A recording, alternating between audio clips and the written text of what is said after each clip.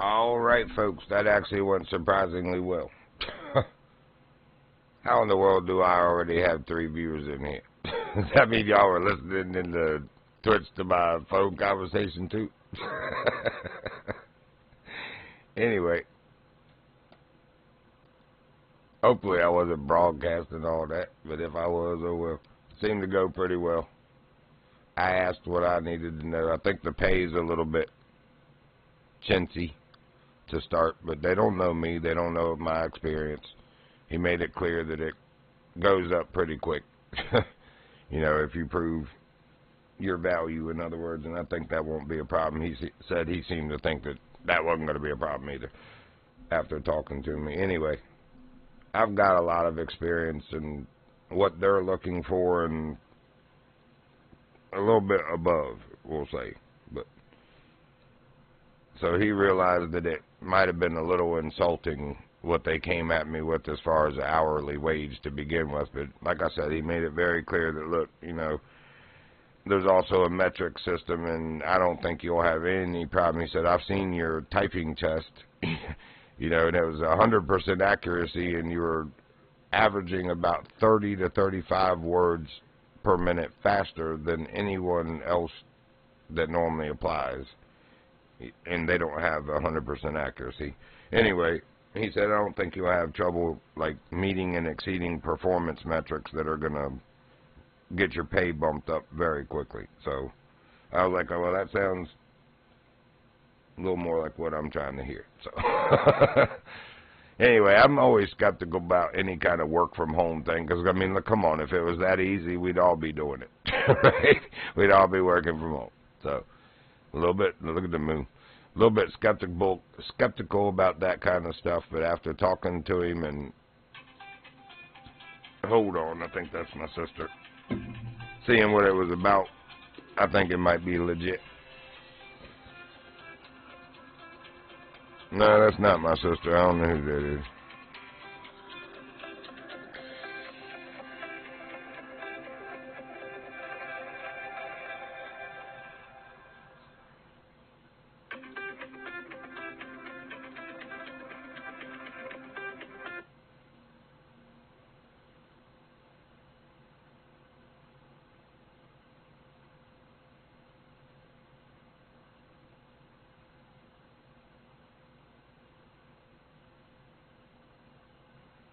Alright, anyway, that was not her calling, but she had texted me, so I did need to answer.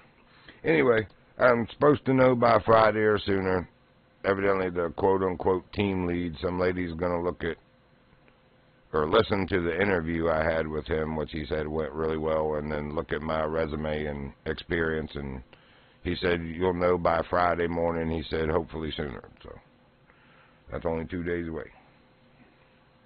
I'll be praying on it.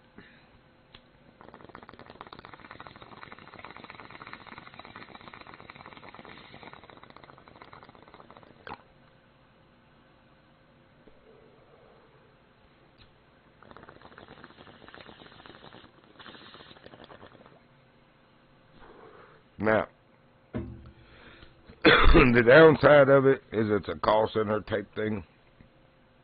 So I'll be taking tech support type calls. I am good at that kind of stuff. Some people get on my nerves on the phone. Like, we'll just say it. People that can't seem to follow along with what you're trying to say. And when you're not there in person to show them, it's not always easy to just explain to somebody. But anyway, I'm sure it'll work out. No problem.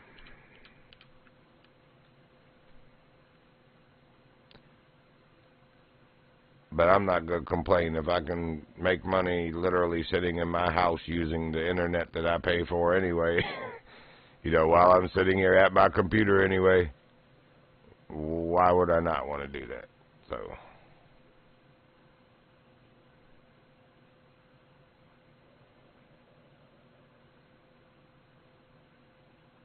there we go. Any. Let's go fishing. Where I'm at. Oh, I'm over here in the east still. Head west, son. Head west. Time to start fishing some new stuff. Kind of want to start up in here, but I want to go down this river. We'll do that. We'll go up in the lake first and then work back down.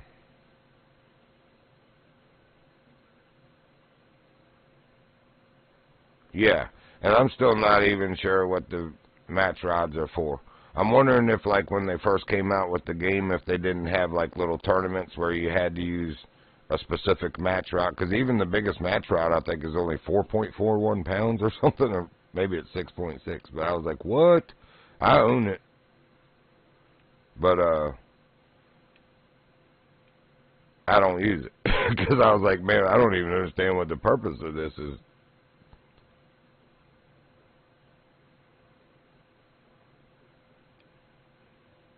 Slot 6 in the Spain system.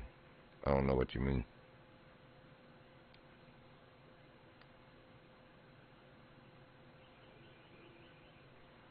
Man, there's a bird in my garage. That was very loud. I'm surprised you didn't hear that. It didn't pick up on the mic, though, I saw. I'm actually surprised Abby and Prince didn't start barking. They normally do. It comes in through that hole I cut in that metal siding I was talking about yesterday for the cats when I was taking care of them. But it flies in and sits in there on the rail for the garage door and, like, just whistles. I don't know if it's calling a mate or what, but normally causes these two to go in a barking frenzy, but they didn't do it. Man, if this don't look like a good sharp spot, how deep are we? Let's hit this left side.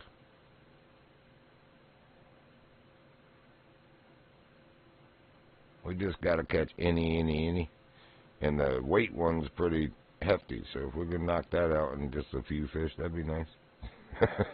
Oh, yeah, we're right over top of our destination here.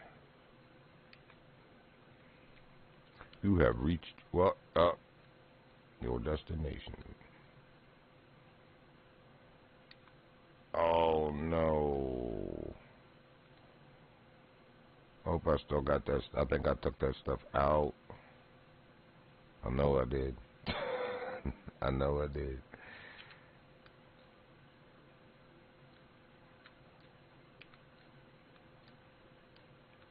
If so, we'll go fishing for something else. Because I'm not going to the tackle shop. Wait a minute. Let's don't be greedy. Ooh, I do still have it. Yay!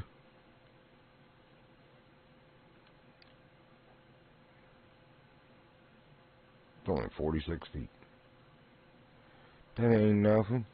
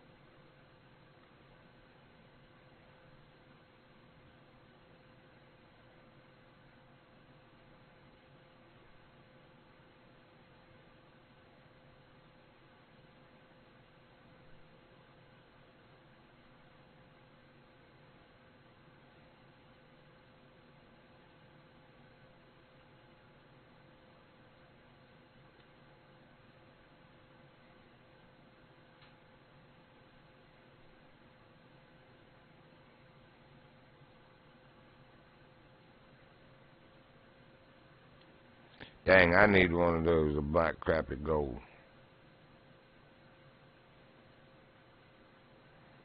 Yeah, man. And slow. It's the gear ratio. The 5.5 to 1 and even the 6.5 to 1s, man. I can't believe that it's that much of a difference between that and the 7, because one of mine that I switched was a 6.5 to 1. And when I switched to the 7, I was like, how can that be that much torqueier and faster, man? But it is.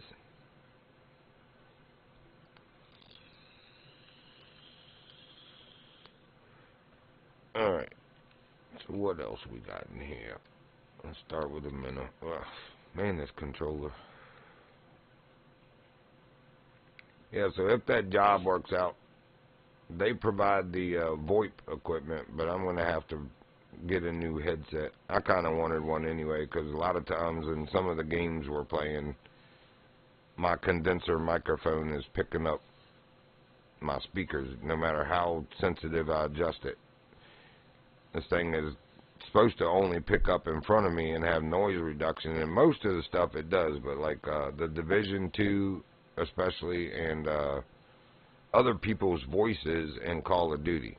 No matter how much I adjust voice and the game down to where it's not picking up my friends and the game from my speakers, there'll be that one person that comes in, blah, blah, blah, blah, and it's like, my friends are like, man, can you mute your mic? And I'm like, yeah, sure. I'm not the one yelling in there, but yeah, sure. So I needed a headset anyway, a good quality one with decent surround.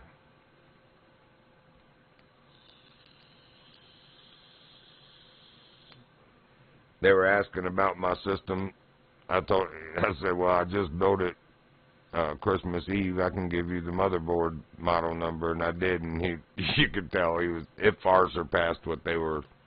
I had already seen when I applied for the job what the minimum system specs were. Good grief, my old one that I just replaced smoked that. It's like, yeah, I won't have any problem. As far as the internet, well, first I had to do a typing. Like when I applied for the job, you had to do a typing test. You had to do 40 words per minute or better with an 80% accuracy or better. I did 63 words per minute, 100% accuracy, first try. And I actually normally type like 70 to 80 words per minute, but it's been a while since I've been doing data entry, so my fingers to me felt really sluggish, and I was actually mad that it was only 63, but I far surpassed their requirements, in other words. And then they did a speed test, like on your internet, and it's like you had to have 2 megabit per second down and 1 megabit per second up, and I was with 15 browser pages open, hosting Discord, this game open in the background, 2 streams running of this game. I was still clocking 862 megabyte down and 163 megabyte up with all that open. So it's like, that's like really taxed on the system with all that using internet, and it still did that. So yeah, it's no problem. No problem. We got this. Anyway, like I said, I was glad to get a second interview, and that was as much for me as it was them, because I don't know that, like I said, I'm skeptical about any kind of work from home thing. If it was that freaking easy, we'd all be doing it. So, and over the years, you know, I'm old enough, back in the 80s and 90s, there were work from home jobs, and they were always a scam. So I approach it with skepticism. But this place seems legit. I mean, after talking to him and knowing what it's about, it's like, yeah, I'd like to do that. Sit at my house and my computer and answer phone calls and get paid for it.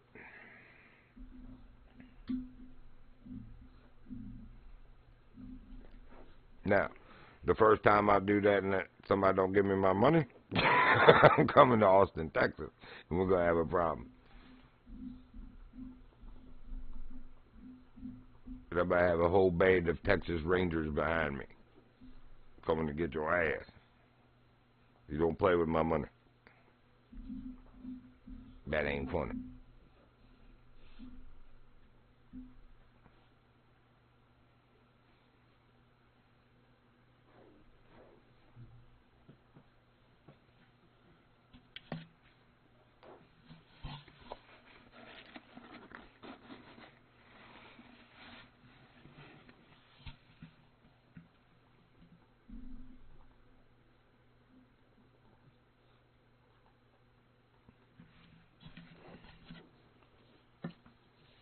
If you're interested in it by chance, the place is called One Support.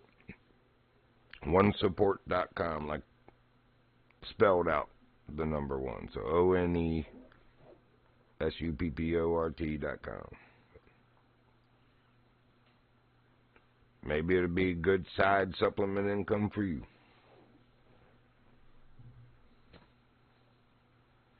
Like I said, they want to start you out at whatever your state's minimum wage is, with incentives and little bonus metrics. But if you are a performer and you show up all the time and you actually do your freaking job, you'll quickly be making a lot more. Well, not a lot more, but enough more per hour that it'll seem worth it. Put it that way.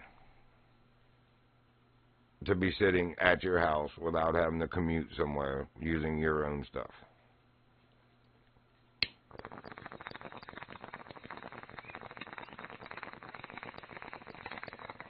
Your own stuff as far as the PC and internet. Like I said, they provide the voice over IP phone system for you.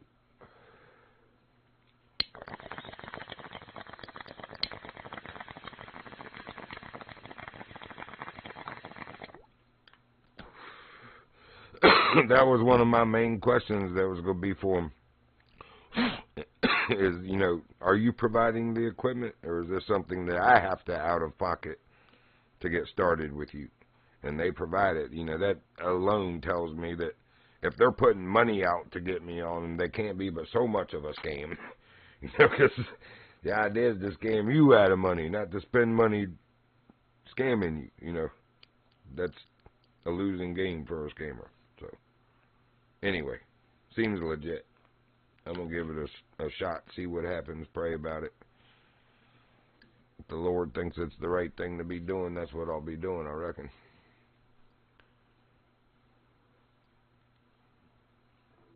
I need something, because the flex deliveries just aren't what they were, man.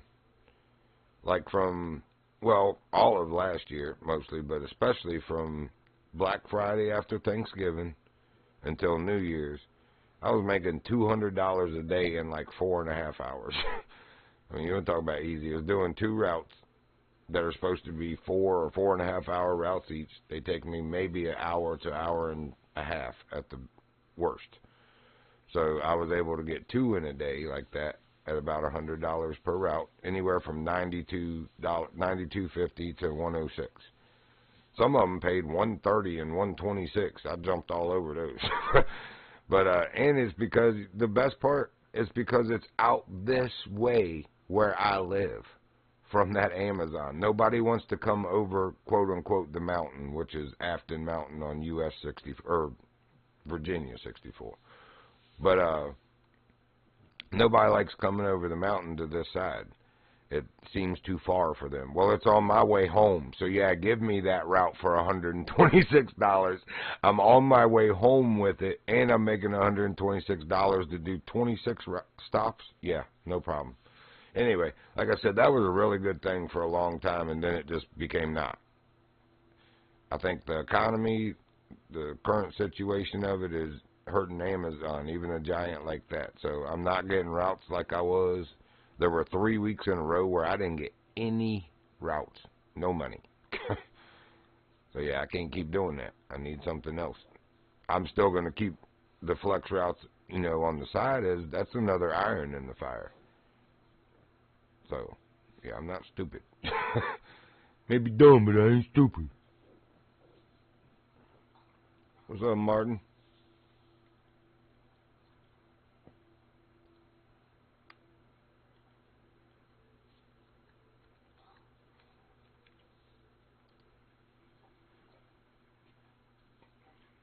Martin.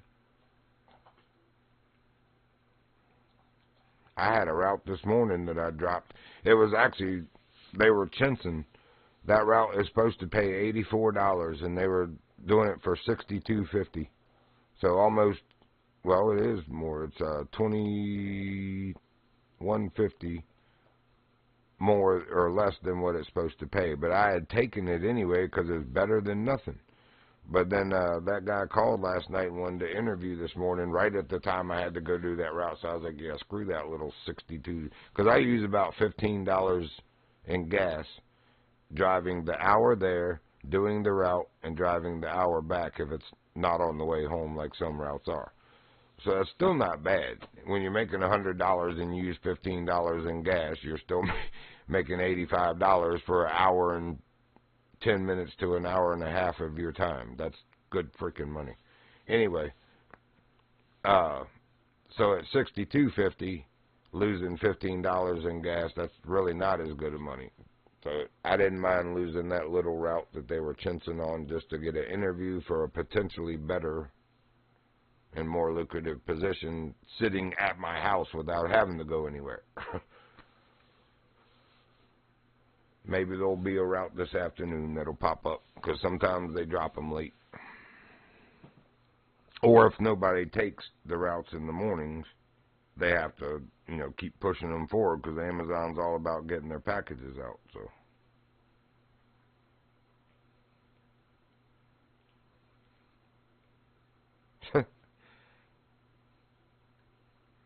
the same route I dropped for 8 a.m. or 8:30 a.m. is back on for 12:30 p.m. and it's still only it's $61.50 now. They went down $1. That's messed up, man. Why would anybody want that? Seriously, Amazon. I mean, I get it. It's better than nothing, but why are you paying less than what your quoted rates are for these routes?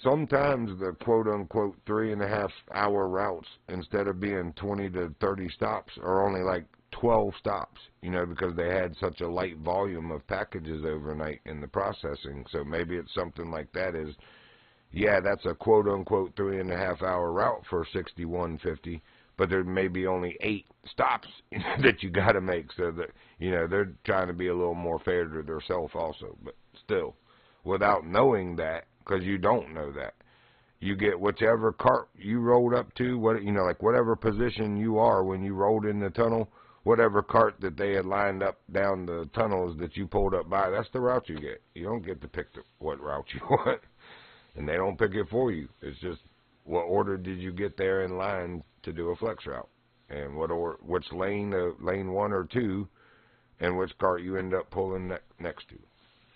Now, sometimes you overhear the person in front of you telling somebody, man, I don't want to go to Nelliesford, or I don't want to go to Lovingston. And I'm like, hey, I'll do that, because that's the ones on my side of the mountain towards home. They're like, well, where are you going? I'll be like, Stanton. They're like, well, that's where I live. And be like, you want to trade? That kind of thing. And as long as you haven't already scanned the route, into your phone, you can still do it, because the phone or the app doesn't know which cart you pulled up next to until you scan it and it becomes your route. So sometimes that works out, but not always. Sometimes you pull up and it's like one for Elkton, and that's like 45 minutes the opposite direction of home from the place I'm picking them up at. So now I'm an hour and 45 minutes from home when I get done. Sometimes it just happens that way. But still, for, some of those have been like $101 or $106 routes and still only take me an hour or hour and 5 minutes to do. Even if it does take me an hour and 45 minutes to get home and a little more gas, that's darn good money, because it's like $25 or $30 more than what it's supposed to pay anyway, because nobody was taking routes and they couldn't get them out. I miss those days. Because I'm telling you, I was making good money doing that. I didn't need another job.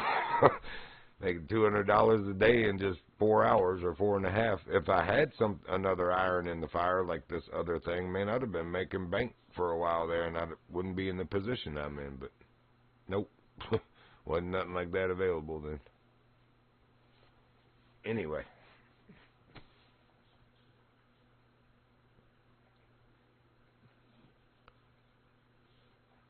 I'm hoping somebody grabs these couple $61 ones, and that the other 3 that are 70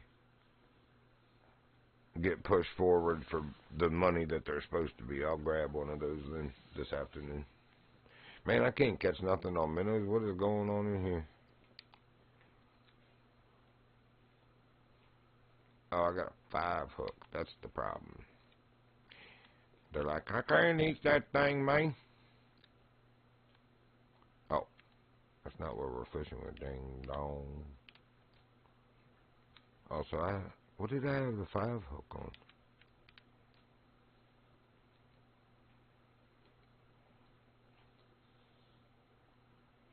I guess I'm fishing with the 6 hook then.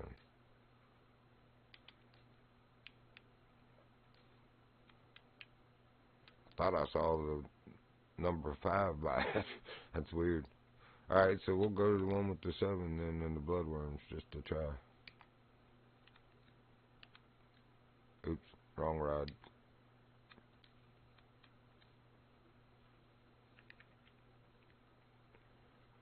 Where are you fishing at, bro?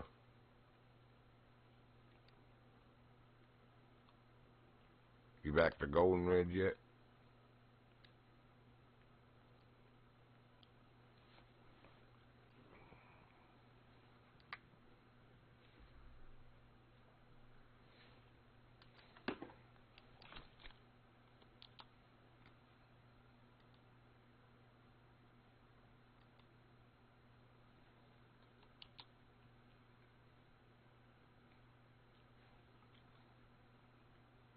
Is that you still watching, Runkabis?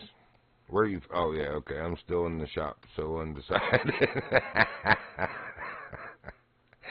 You sound like me the other day when I was trying to window down and see what he said. Come back and see if I got enough money. Nope. I got to go to Santa or Aguas Claras. Window down, see what he said. Switch back, see if I got enough money. Yeah, I got enough money, but not enough diamonds. So now I got to go to Troll Spread. Man, it was a pain in the butt putting all these rigs together the other day.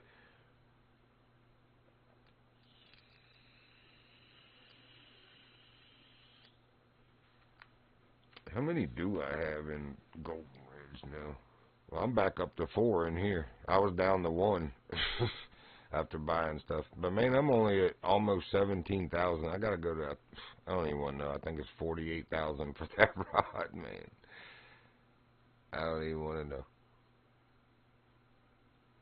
Man, I can't even get anything to hit bloodworm on a 7 hook. Where am I sitting? I'm in a river. What is going on here?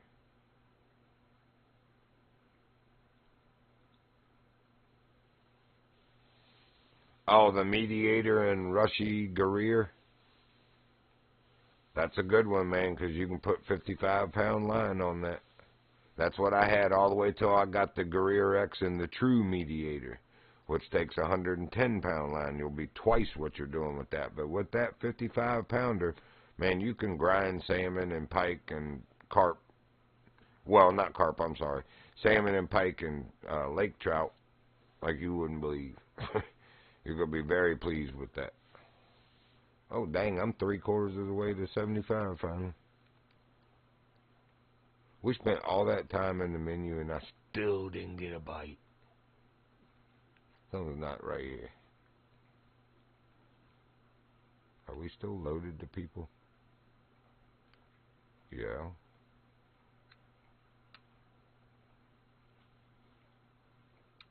Interesting.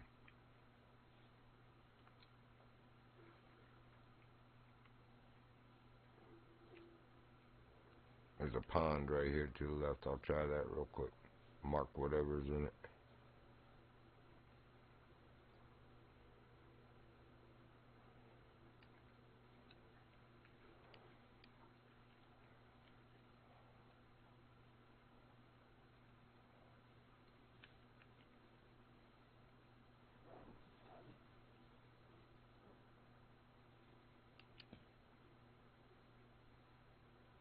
Oh, there's going to be some trout in here.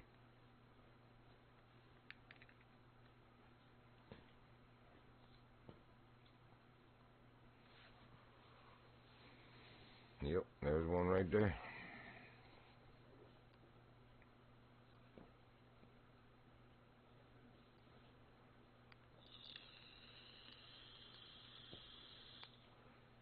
What is their favorite? Pearl barley, I think. Yep, pearl barley, Lindo. Showing me a rainbow trout gold, but it's showing me a green sunfish on the screen. You are so broken. Pearl barley, dough, marshmallow, bread, red worm, hot dog. Okay, we can do that.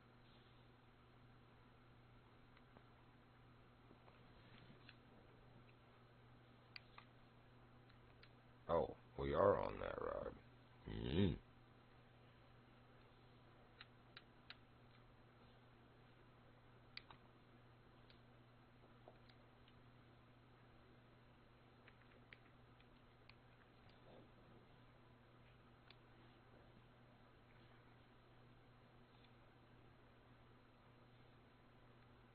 I got your favorite.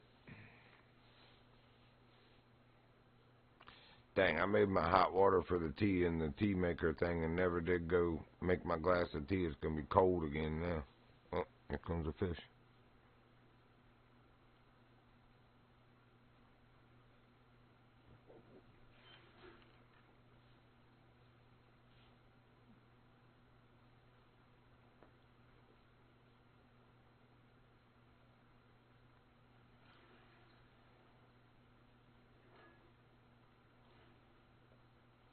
That's a LeBron, James. A LeBron.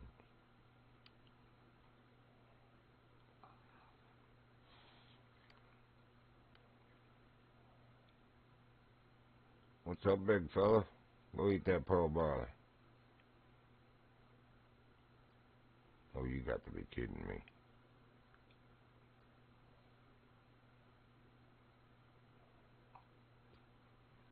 Hi, baby girl. Good morning. You waking up finally? There we go. He's like, oh, wait a minute. I smell pearl barley. I like those. Let me get that. Still a big bronze, maybe a low silver.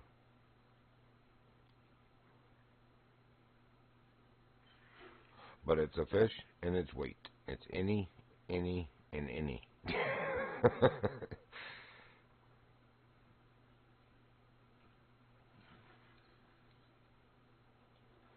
Oh, it was silver, just barely. Alright, we got bronze, silver. You're going to give us gold? Oh, we got a gold lake trout. Nice. Nicely done, sir.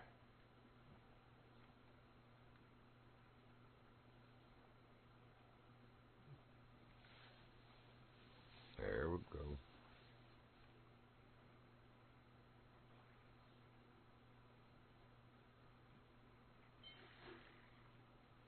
We're going to be done with this in no time. These rainbows making it too easy up here with pearl barley.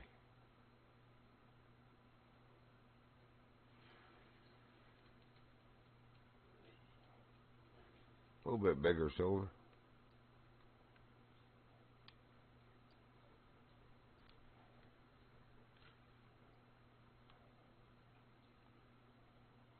Look, a little dinky thing. Oh, he kept going. There we go. A little bit bigger dinky thing. It's a bronze. Only has to be bronze or better.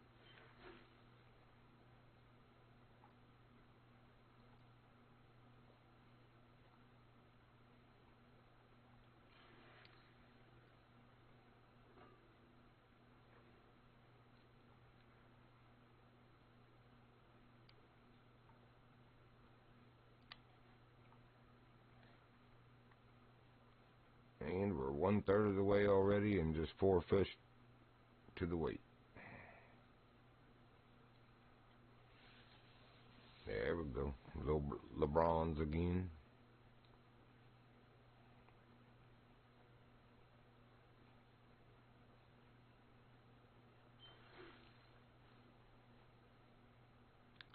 We've got the 6 hook on. I really want to try egg, see if we can pull a nice cutthroat or, what's the other orange one?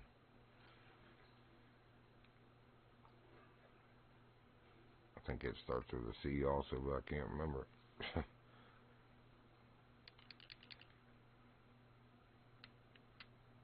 Cutthroat and, oh, golden trout. Oh, so we got our 5 already. Sweet. 1 of 3 done.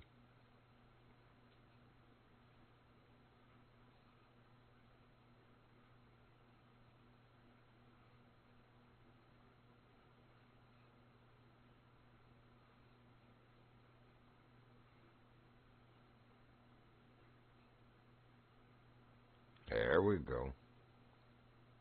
That'll hit silver mark. And a heavier weight. He's doing a fishy twerky. Twerky jerky. I'm twerking my little fishy butt.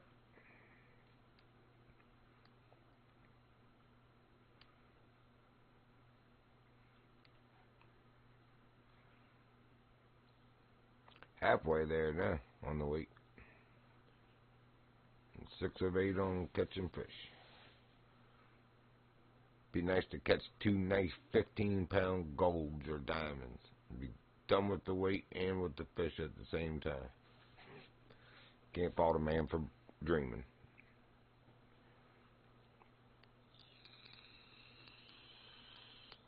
Nice silver again, it looks like.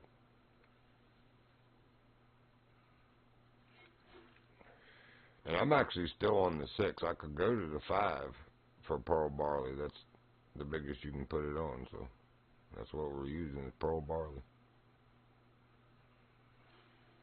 Up here just slaying these rainbows. That was a nice one. That's the nicest silver we've got yet. Let's go to the 5 hook. Might drag out the last fish in the weight a little bit, but might be worth it, the weight. And weight and rank. Might not even be that big a rank. Or weight, I said rank. Wake up, brain. I'm surprised I did that interview as well as I did, because I was tired. I'm actually surprised he was up. I was a little worried it was too early. I've been antsy. I wake up at 4:30 to 5:30 usually every morning, and they're in Texas, so they're an hour behind me. So I've been sitting there all antsy till 8:30 my time, but still worried 7:30 their time might be too early. But I called him. He answered. He's like, "You caught me right as I was coming in the door." He said, "So you're a morning person?" I said, "Yeah, absolutely." I can do anything. I can adjust. Because for a while I was working overnight in the Amazon warehouse. Before I started doing the deliveries, I was working in that warehouse, processing the packages as they came in. But anyway, I can adjust to whatever is needed. Ooh, look at that. 10 and a quarter pound silver. That was not long of a wait at all. One more of those and we got the weight. We already got the 8 of 8 with that fish. So, come on, game. Give us a couple nice ones. Please, Lord. Wouldn't mind a diamond rainbow. I've got a diamond ord. That's the only diamond trout so far.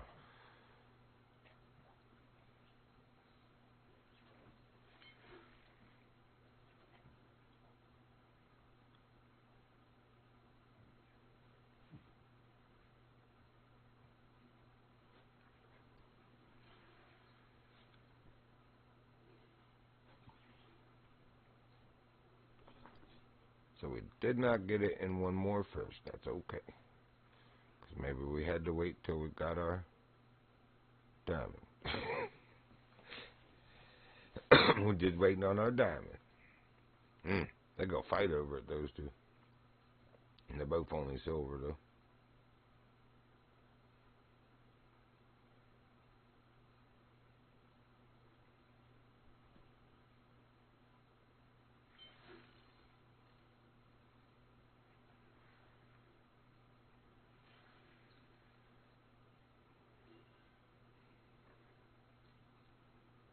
That gets us the weight, the last of the challenges.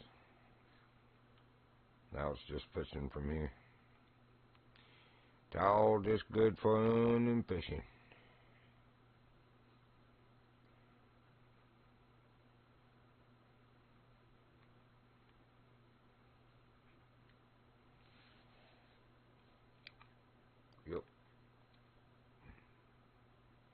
There comes that other fat silver. Why don't you go tell your big fat grandpappy about this nice pearl barley over here? Sure he'd like to gum on it.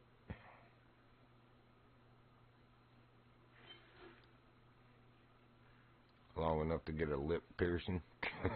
Let's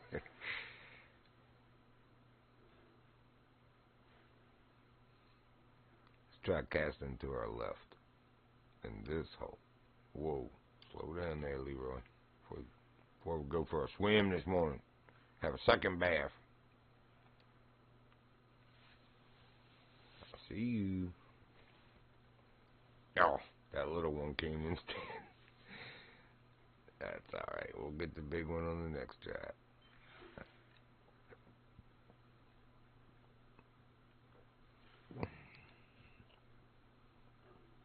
Wait. Wow, that's the first bronze we've got on the 5 hook. So this one's probably only silver then. That's alright. XP and points. And money.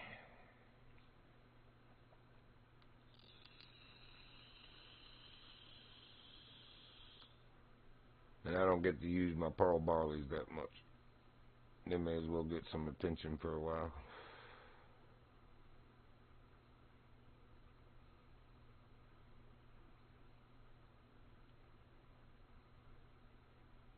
There comes one.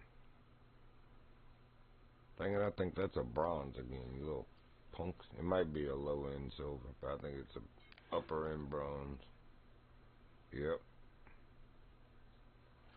Yep. I'm going back to the right then. Screw these little fish. Actually, we're going to go way out. Push them out, shove them out, way out. Gotta be so old to understand that one. Back before everybody realized Bill Cosby was a creep.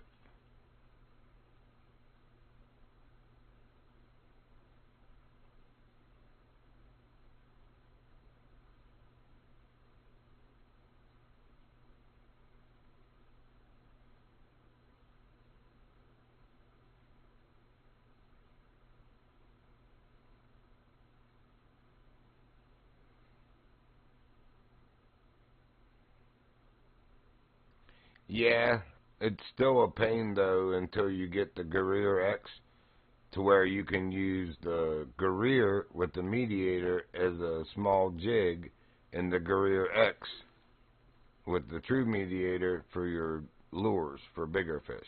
Because switching from jig to lure is a pain in the butt, breaking your rod down too. Man, we cast all the way out there and still only got a little Peter Bass LeBrons.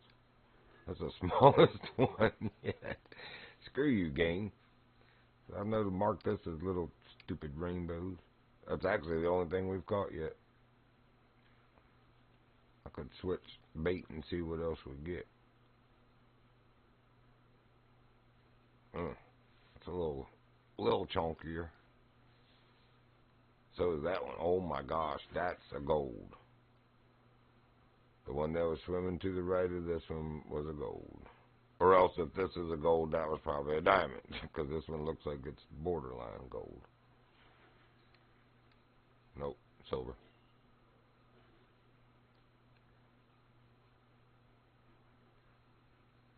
Come on, game. I know you won't give it to me. That big fat diamond over there. That big fat diamond over there.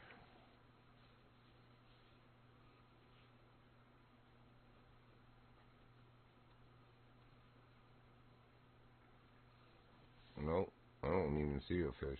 I have no idea what I got. Silver.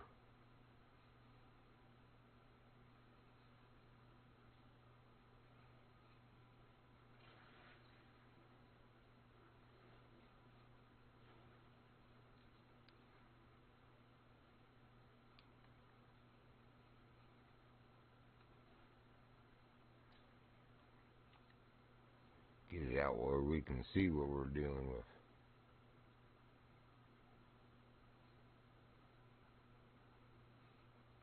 I'll let you have it. You're a silver. But if you were anything smaller, I'd jerk it away from you. Nope, not for you. Ooh, that might be a silver. Daggone it.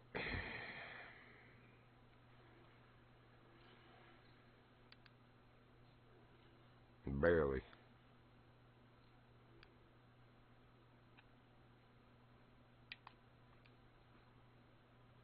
Boy, we're getting close to ranking up now. About 7/8 of the way, or 9/10, however you want to call it.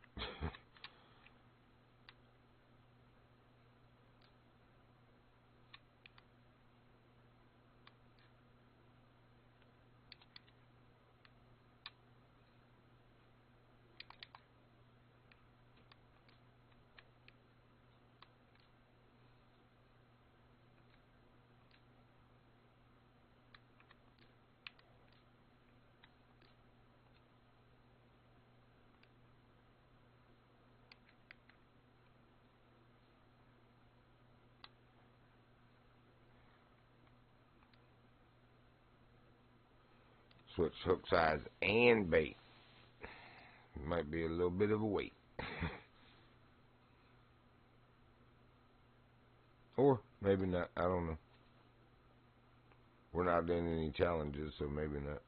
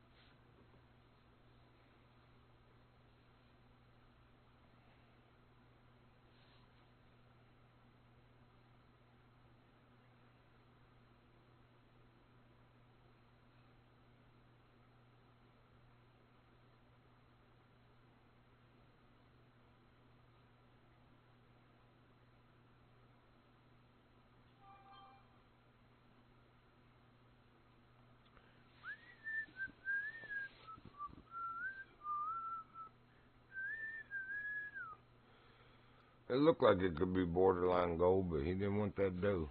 What else do they like? Red worm, I think. Pearl dough. Marshmallows out. Bread's out. Red worm or hot dog would be the only other things on a big hook we can put.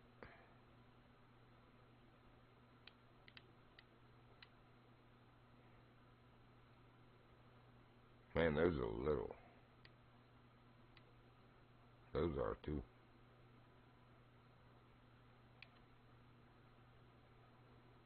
He wasn't, though.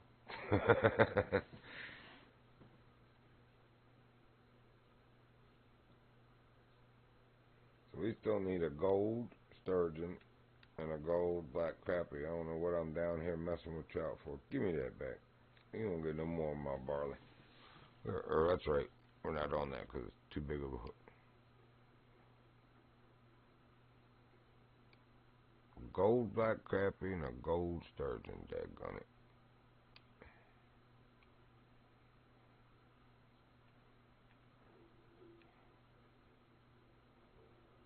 And at least it's daytime now. For catching black crappie, that is.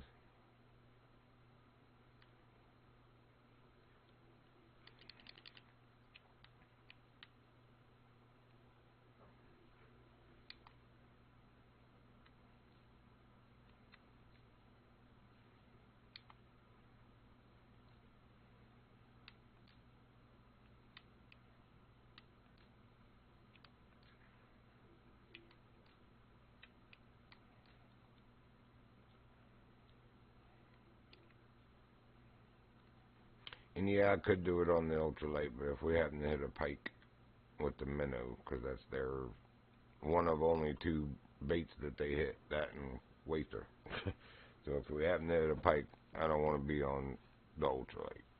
Not that we can't do it, it's just I ain't trying to waste that kind of time.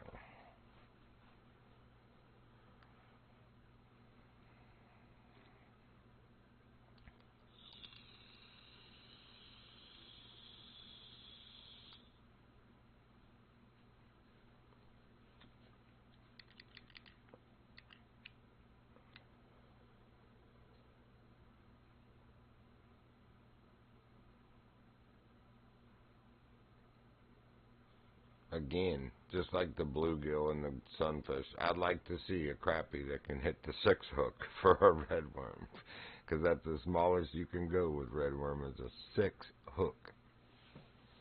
We're catching the golds on the 8 hook. You know, so 7, if you're lucky, will get you a diamond. I just can't see those fish hitting the 6 hook. I really can't. I'm surprised they put redworm and not bloodworm as their bait. Seems like a mistake.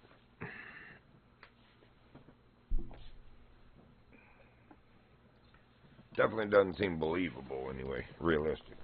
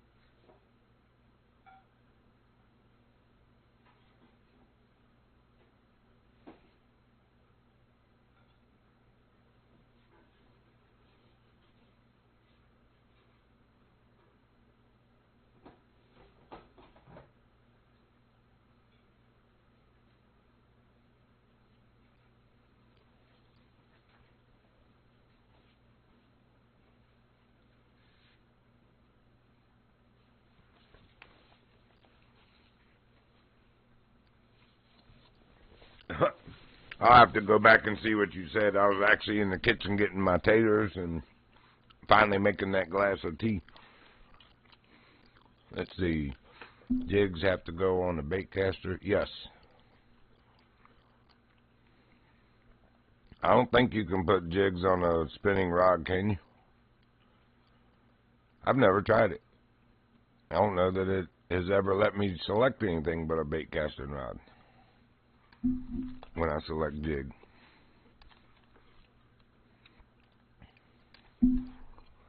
Man, that minnow has sat out there that whole time and nothing, because my line is tight still.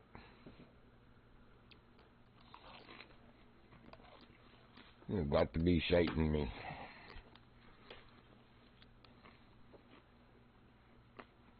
Hi, baby girl. You are so cute.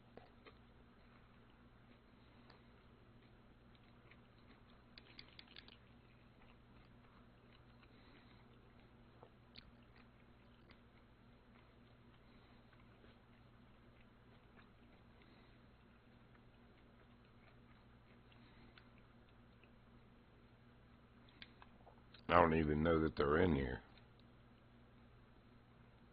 I'm just trying to see if they are. Or what kind of panfish are here, that is.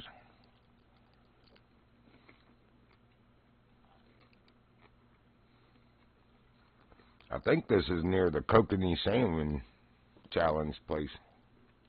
I think it's off the bridge in front of us. Yep, I'm pretty sure.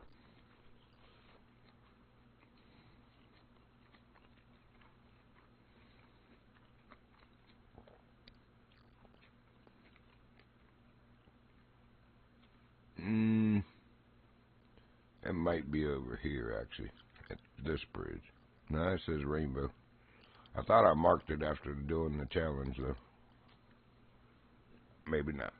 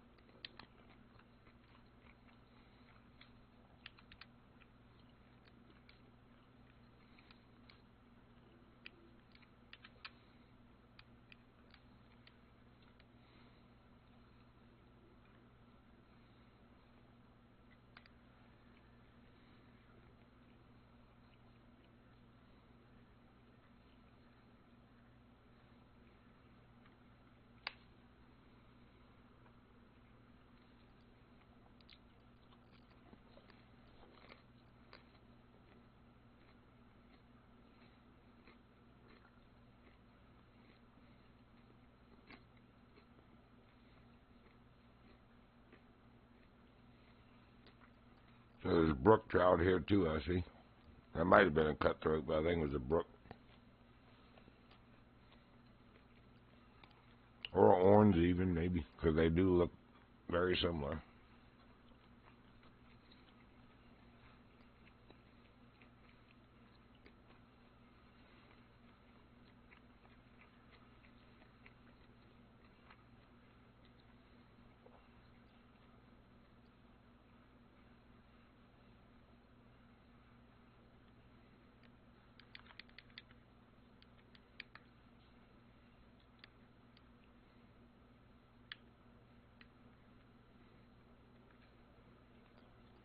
That's it. Only bait.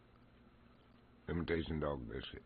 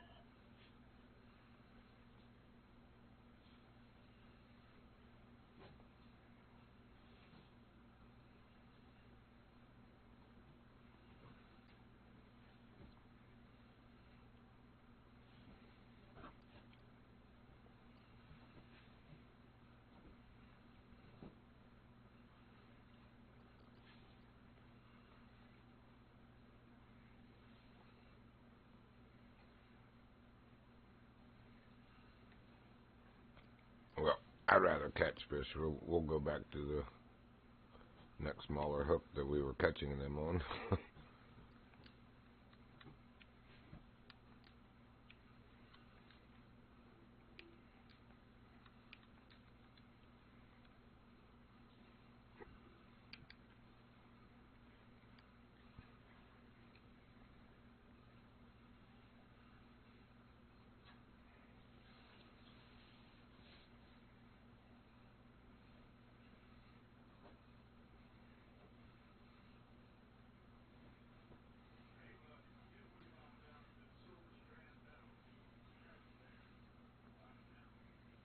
Okay, buckaroo. Still don't give a crap.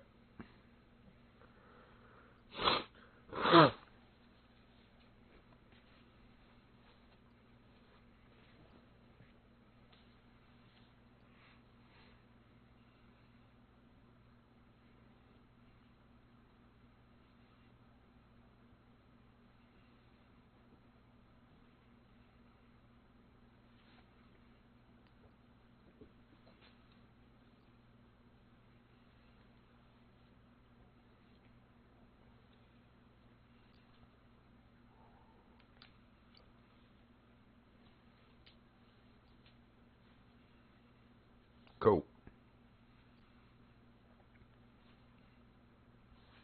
I think bait casters are stronger for pulling stuff off the bottom, but to each their own.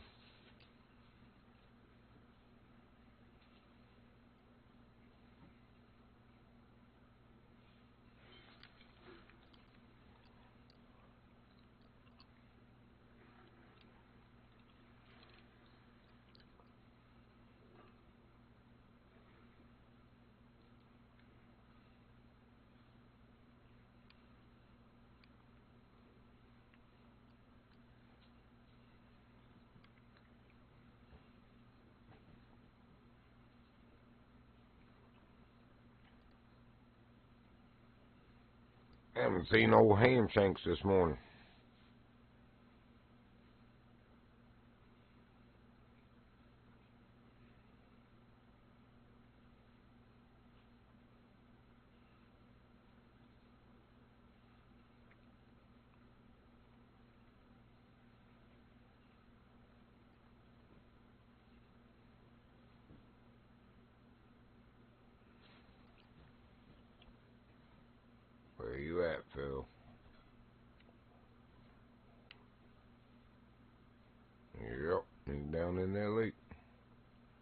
Toby, leave that alone.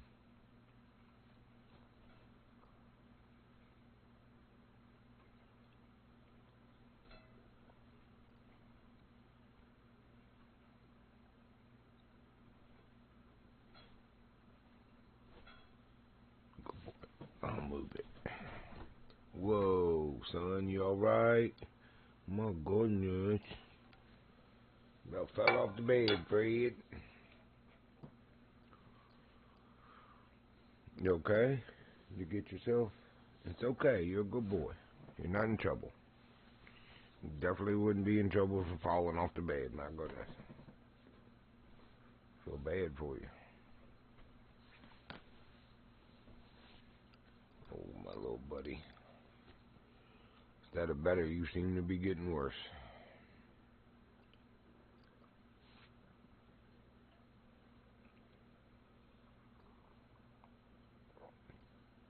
You are a good boy, it's okay.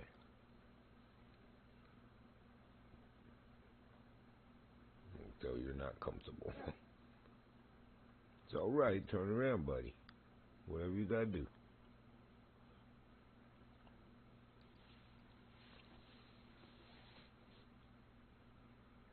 Everything is okay, little buddy. You're not in trouble for anything.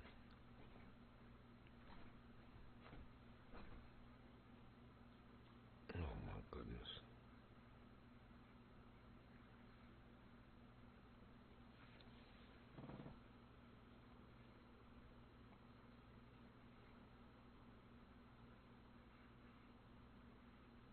Look at that buddy. Good boy, Prince. Yes, you're a very good boy. They love him. Yes, they love him. He's a cute little dirty puppy boy. You getting tired on me, old man? You getting tired on me, old man?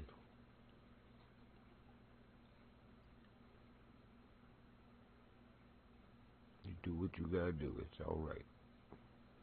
I hope you don't go anywhere, but it's alright if you got to.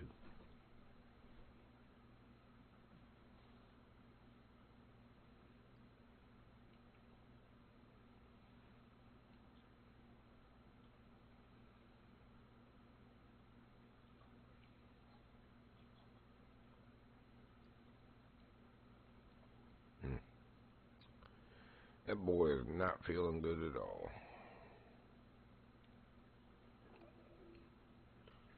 Dad gonna make you some chicken and rice later, okay? I don't think your belly's upset, but I can tell you don't feel good. Maybe that'll be a nice little creature comfort for you. And yes, you get some too. I don't make it for brother and not for you. You know better than that. Or vice versa. We don't make it for you and not for brother.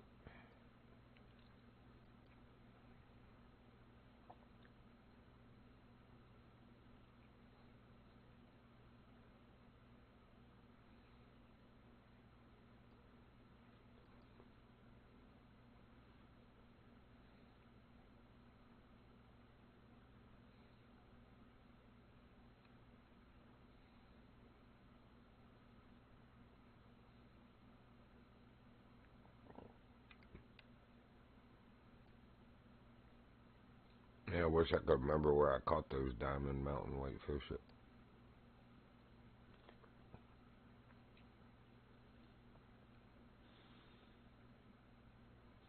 Now I can't get the kokanee to hit. They were hitting it bronze and silver. The only bait they hit is imitation dog biscuit. Of bait.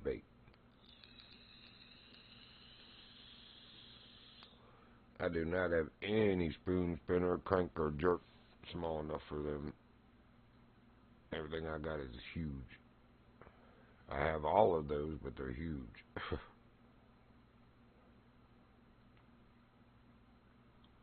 Anyway, they're not hitting. We're moving on. I'm here to catch fish, not waste fish. Whoa, whoa, whoa, whoa. Let's try right here.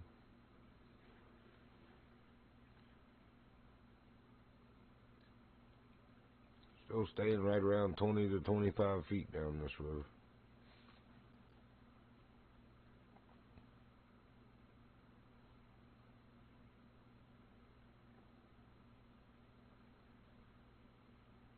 Ah, sweet pie.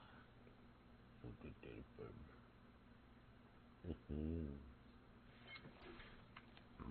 That didn't take long. Just needed to move the boat a little bit. It's a little one, but I admire his fight.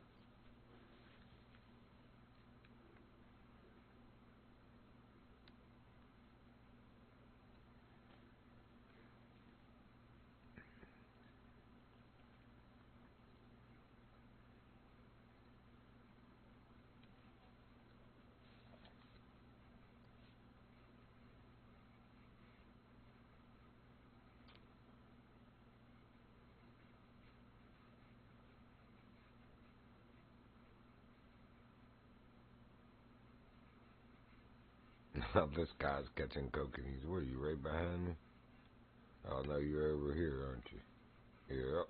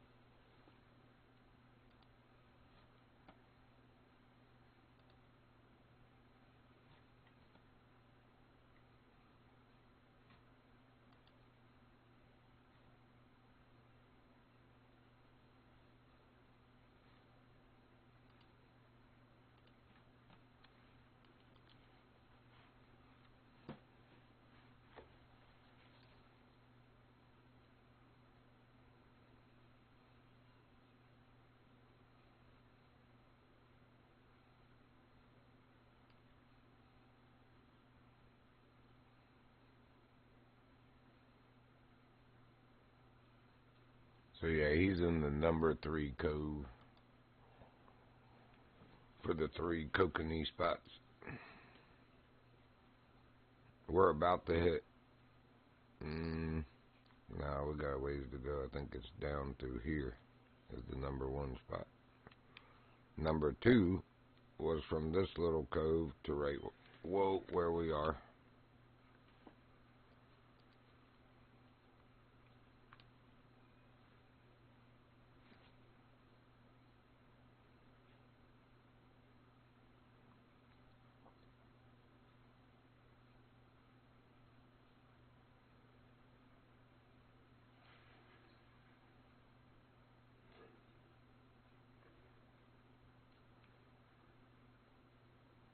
I'm going back to 5.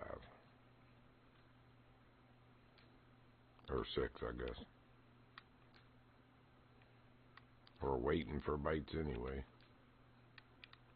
May as well wait for better ones.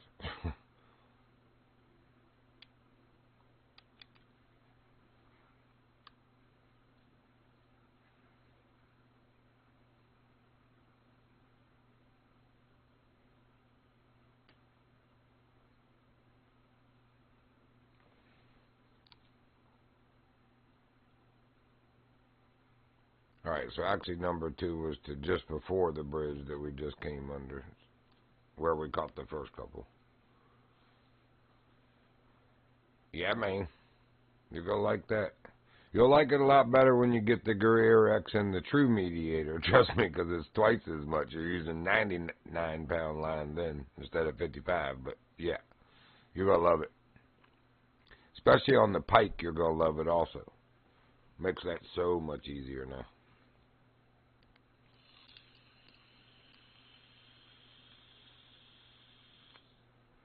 But that's another one. I think that is 6.5 to 1, and when you get the Guerrero X with the True Mediator, you get the 7.1. I'd have to go back and look, but I believe that's how that was.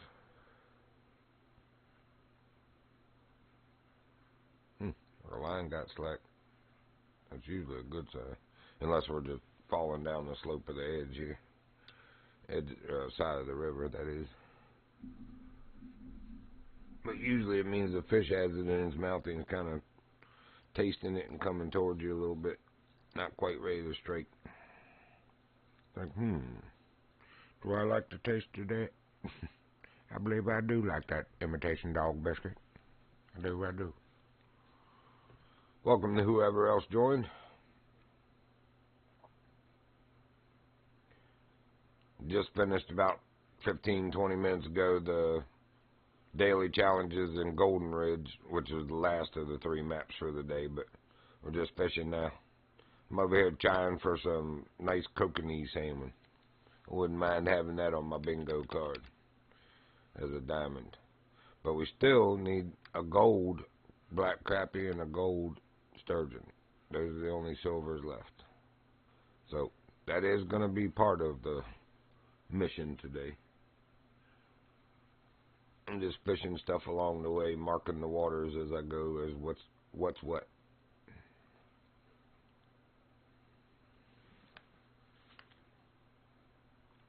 I came to the stark realization yesterday there's actually a limit to how many markers you can place on the map. I had to take a whole bunch of markers I had for where the edge of the map was when I was discovering it off so that I can keep marking fish. But I don't have many more before I'm going to be full again.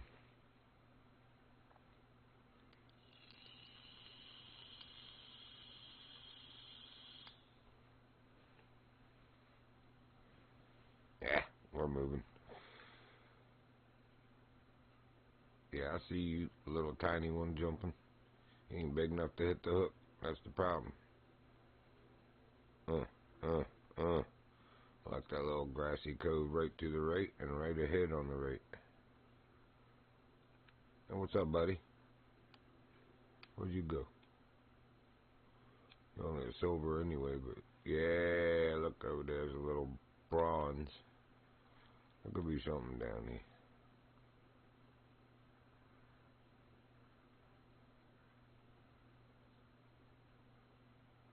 Now that we've got the bigger hook, it's got to be silver or better. Shouldn't be no more bronze.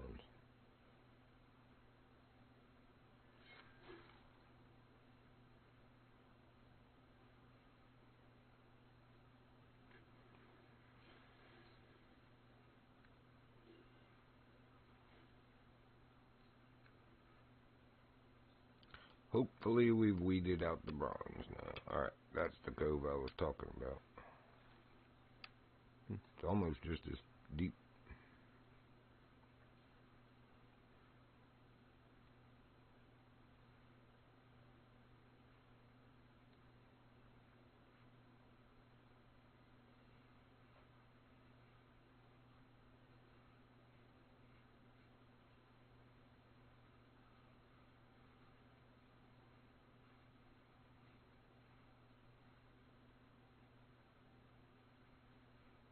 I don't remember imitation dog biscuits being the only bait that kokanee would hit. I thought there was something else that they hit before, like during the challenges. They feel like they've changed that, because now it's just lures or imitation dog biscuits. That's it.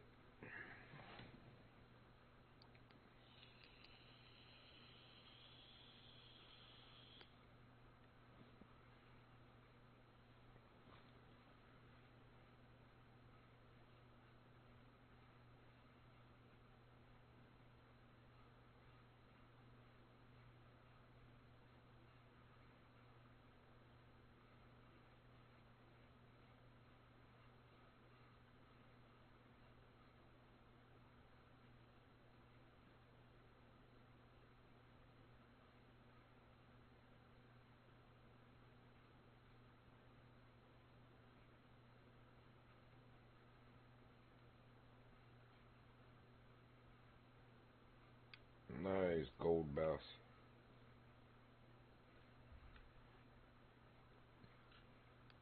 Oh, that's shallow. That's alright though.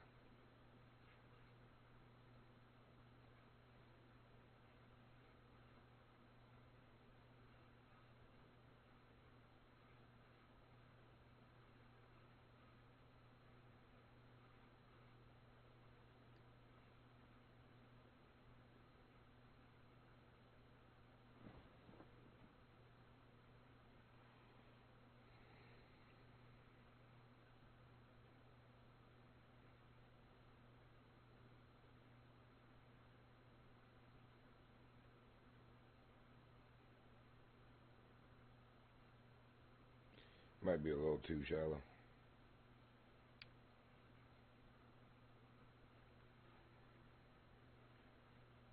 Oh yeah. From 3.5 feet to 20, almost 21. Big difference. 7 times the difference. Oh yeah.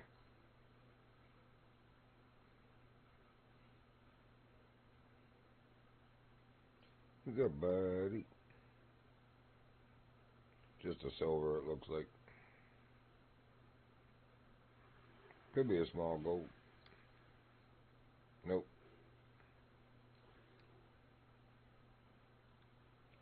Gotta catch silvers to spawn golds. Gotta catch golds to spawn diamonds.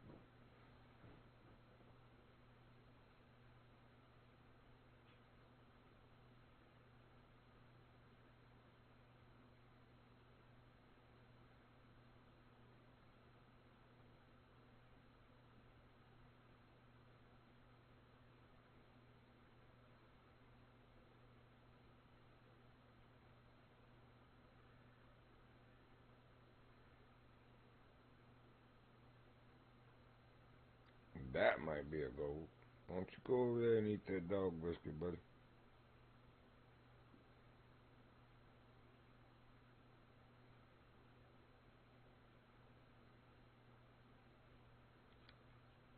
So now the question mark guy's over here behind me. Oh, boy. Man, that was a juvenile one. That thing looked like the pumpkin seeds or something size. But it was the bright pink coconut semen. Yeah, little silver. Unless it's a lazy gold that don't want to fight.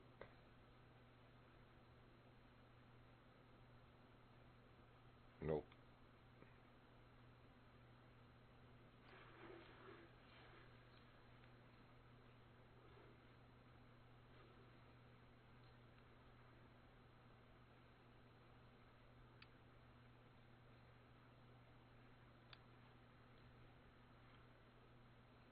Now, how is it shallow? I must have landed on a rock in the middle on the bottom. Went from 20 feet on the left side, 20 feet on the right side, and 14 and a half in the middle.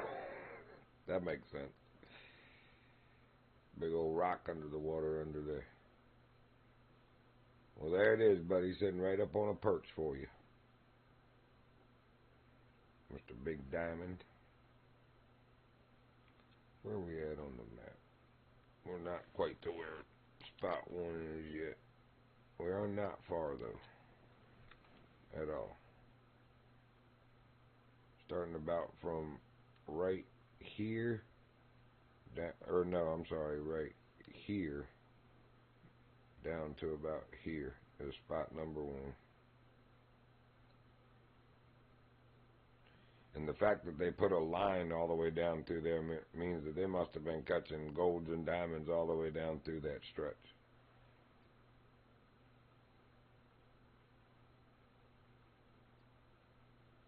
Let's go do that. See if we can mimic that.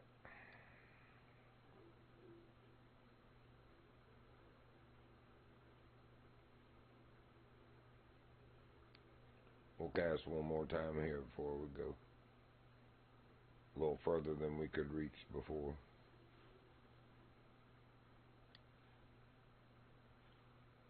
Oh yeah, 22 and a half. Bring me a nice big one out of there, please.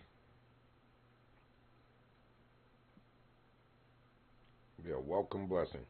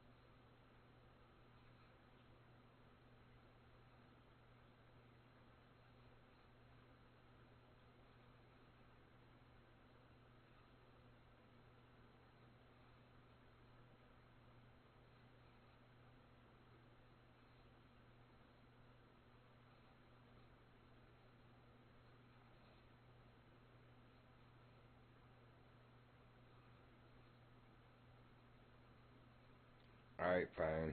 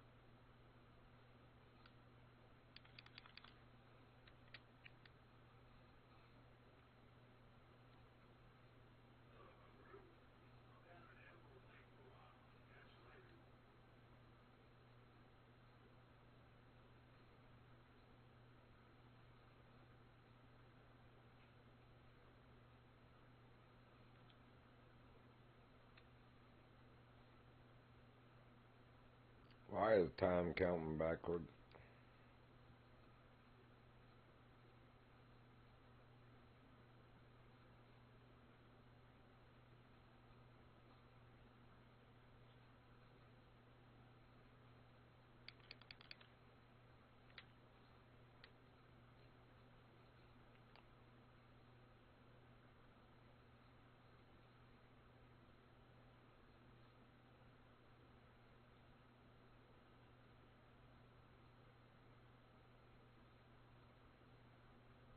Oh, nice. He just got a diamond kokanee, exactly what I'm trying to do. Nice job.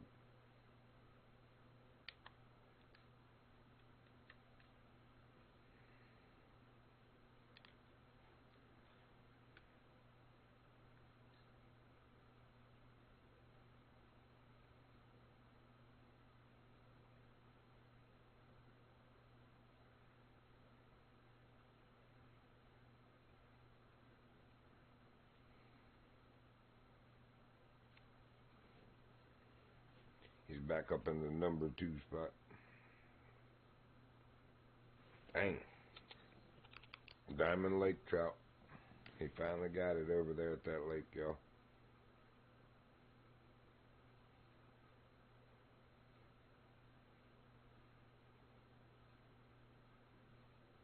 Alright, Runkabus, they're setting the bar kind of high there. We're going to have to go do some trout jigging.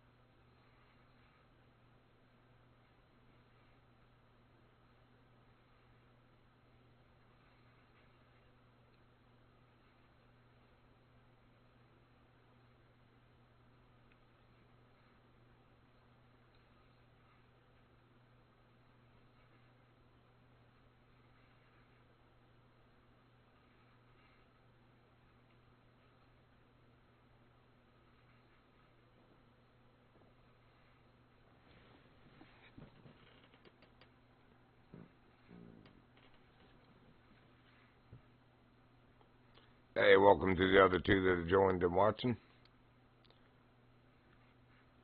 What we're down here just goofing off, catching kokanee salmon, feeling out the waters, and some dude coming in behind us caught a diamond. Oh, nice, man. Congrats. Yeah, I know, right, Runkabus? That's what I'm telling you, man. Go from struggling with them to water skiing them. Or like you said, skipping rocks.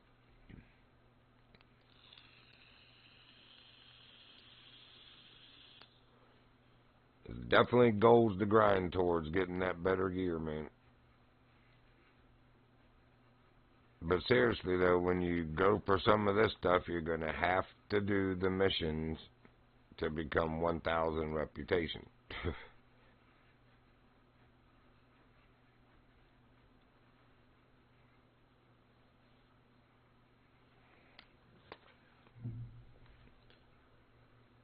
So some of y'all missed, I was streaming this morning. I did the Spain map and the Norway map, and then I got off before coming here to finish the daily challenges here because I needed to call somebody back for an interview. That actually went, it seems, pretty well, Lord willing. But we'll find out by Friday, they said. That was like a second interview. Now there will be a third interview after the team lead or whatever reviews the interview I just had that I guess was recorded, and then looks my resume and all that over. But whoa, I was not even holding that. Helps if you're holding the controller.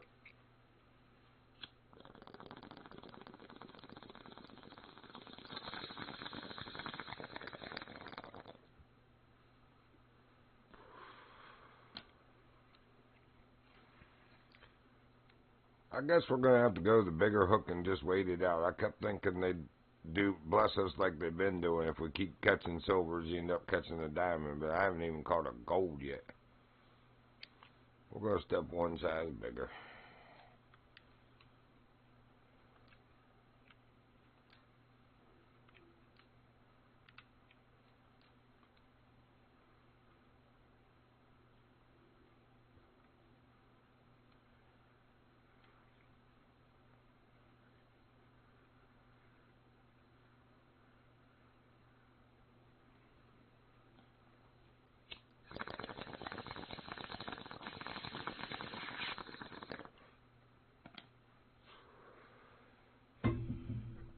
We've already weeded the bronze out. Now we're trying to weed out the silvers. And we still haven't gotten to the stretch that... How did he get past me? Oh, that's a different one. You dirty heifer. This guy hopped in behind us after I started up in the number 2 spot, and he's the one that just caught the diamond. Number 1 spot starts from right there at that elbow, if you will, down to just before the bridge. And like I said, it must be good that whole stretch, or they wouldn't have drawn a line. They would have just put the one at the spot where he caught the diamond. So must have been catching golds and diamonds all the way down through there. Well, since we changed hooks, let's just go ahead and move a little bit anyway. They're like when you move the boat between catches.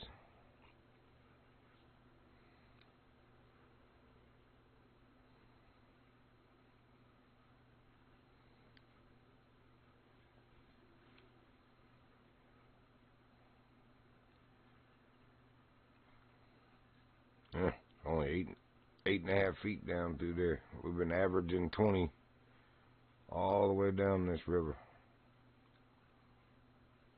What does it look like on the topo? Yeah, it does get a little skinny there.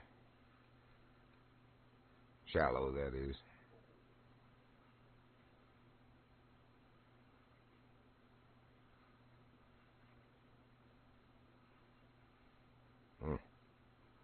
I like the look of those lilies down there. We've been having good luck near the little lily patches on the sides.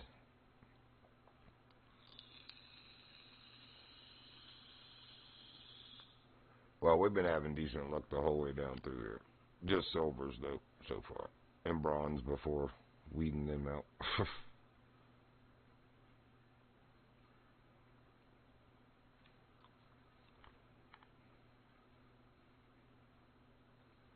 I could go get spinners, but like literally the imitation dog biscuit is the only bait that they hit. Everything else is artificial.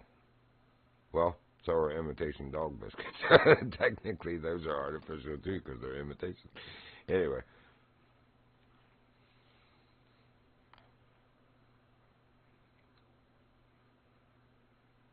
I still think they changed that because I'm pretty sure when I did the challenges in this map, I did not use, I must have just used lures because I did not use dog biscuit or imitation dog biscuits for that kokanee challenge. Man, that was a tiny, tiny one.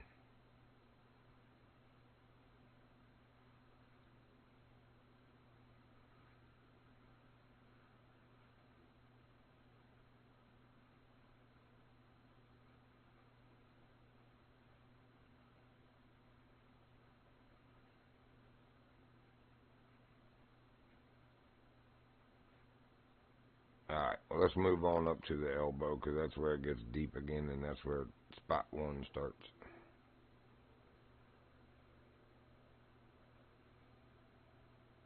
I can't help it. I gotta do it. It's deeper right here off my right shoulder. I gotta try.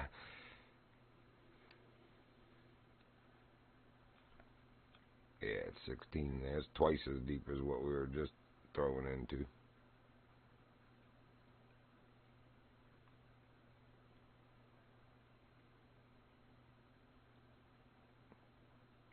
I feel like you should be able to put anything that you can put on the bottom, you should be able to put on the top. Seriously. You can use dough on top or bottom. You should be able to use the dog biscuits and stuff up there, and the corn and stuff too. That's just kind of silly. Oh, nice brook trout diamond. Boy, they're throwing diamonds at people today. That's a good sign. I like diamonds.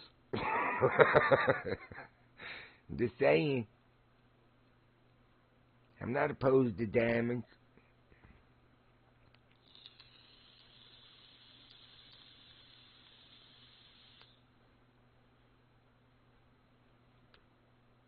Blup Blup's right here, unless he moved. No, he's catching lake trout right here in this river. Wow.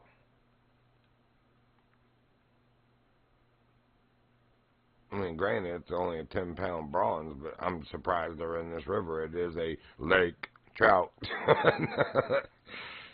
Just saying. They're usually in still, placid water, not current.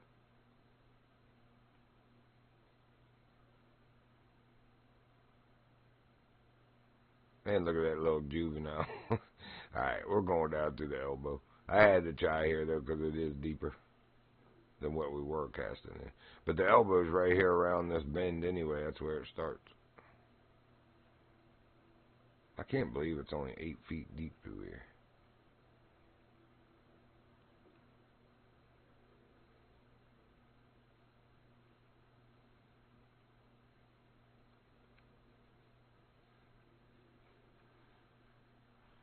Nah. See, it is deeper.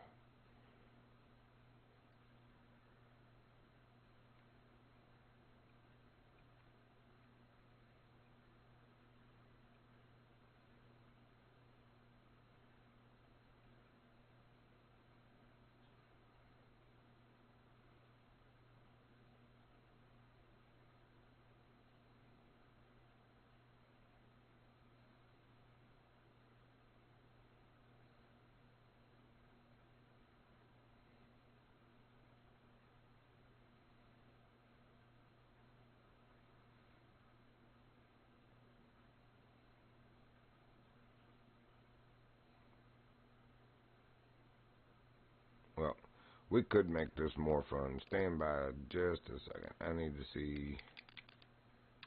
It is spinner, spoon, crank, and jerk. Spinner, spoon, crank, and jerk. We'll go to a different map bait store so that we come right back there. Spinner, spoon, crank, jerk.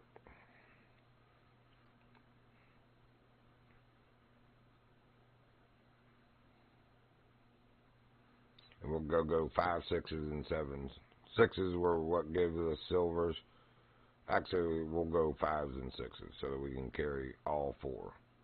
Spinner, spoon, crank, jerk. 2, 4, 6, 8 lures.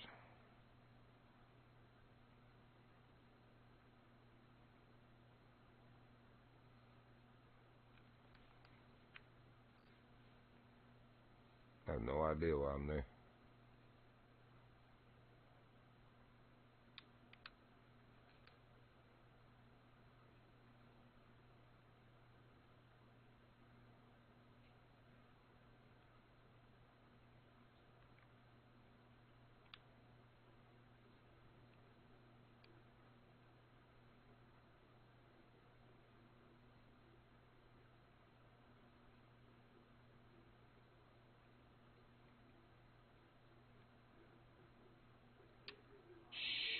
Hush.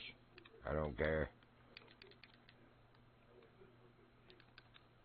Alright, so.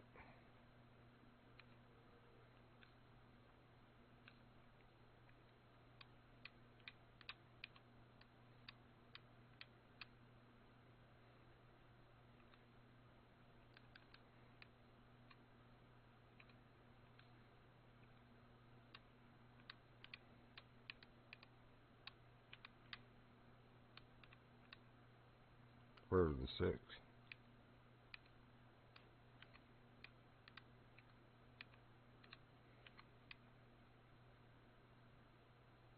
I have one of every one of them, so where is this?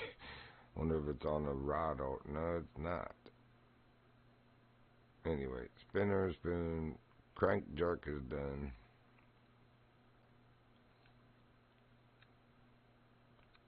I don't like that 6. There we go. I know, man. You like anything you see? He keeps saying that to us, like, bro, you need to get away from here and find, like, go talk to Astrid Pedersen, because that's the only one that I like what I see. I'd pet her sin. I'd pet her right on her sin. Did I say that out loud on stream? My bad.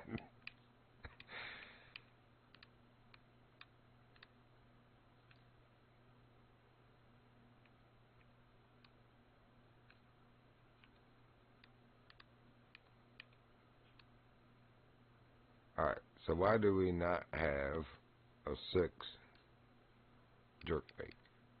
What's up with that? Oops. Oh, because there is none. 5's as small as they go. I knew I had one of each and that didn't seem right, so. Anyway, see ya, weirdo. With your teddy bear necklace. I like that blonde bombshell on the poster behind you that I see. She could go for a boat wide. For sure. Want to go for a boat wide? If you've never heard that, look up Rodney Carrington, boat wide. But do not do that in front of your church friends or parents or anyone you wouldn't want to hear anything vulgar. Please. You have been warned. Alright, so we got to bust some rods down now. Fully.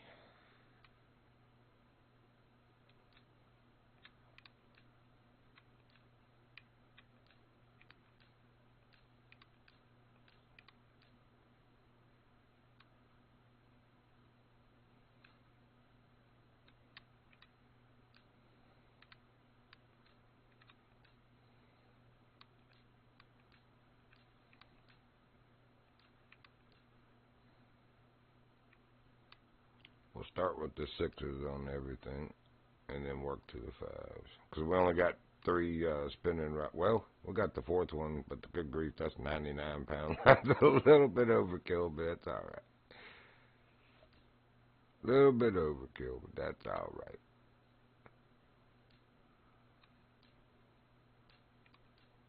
I mean, kind of so is this 33-pound line and that 22 that we just had, but still, it's alright. We'll just go ahead and set this one up with the 5 jerk. And then we just gotta try the 6s on the other 3 rigs.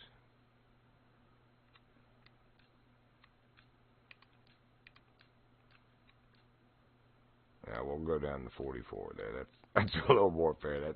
That's half the line. You don't go to church, that's all right.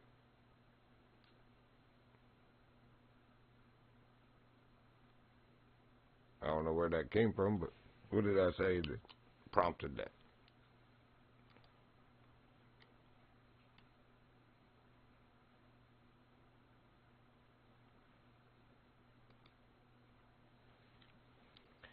I don't know.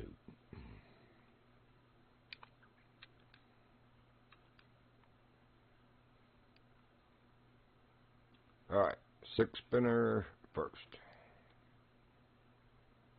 And there are other trout in here, so probably gonna snag some.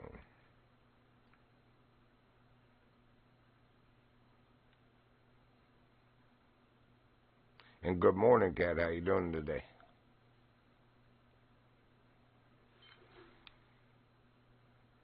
Oh.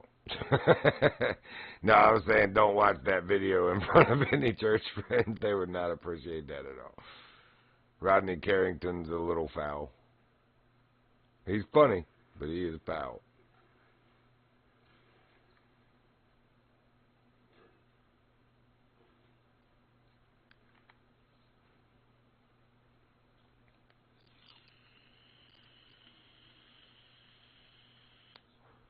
But yeah, if you ever look up and listen to his skit, Boat Wide, he's like, you want to go for a boat wide?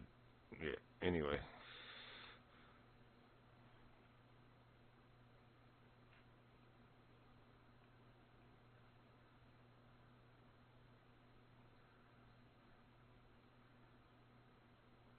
I'm so used to this being a float rig, I was going to sit there and let it just sit.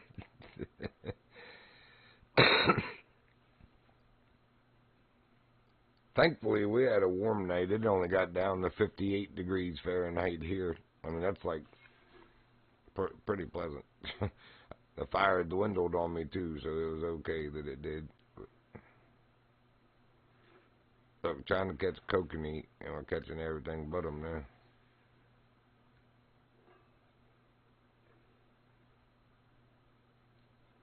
Let's try a different lure. This is what, jerk? No, spoon. Number 6, spoon. Here, kokanee, kokanee, kokanee. Let me rephrase, kokanee diamond.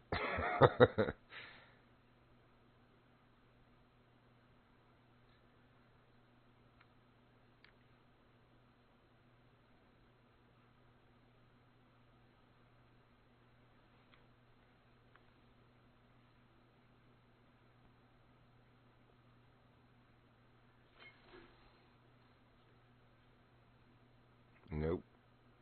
Still a rainbow. Would you leave my stuff alone? Do I gotta go back to imitation dog biscuits? Evidently.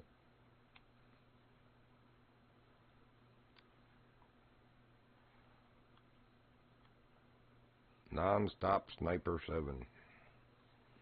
Did I say Moab ammo? Yep. Mother of all bombs ammo. Nice.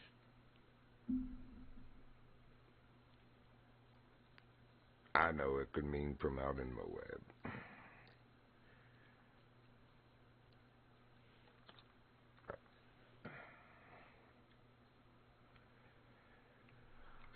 Come on, kokanee salmon.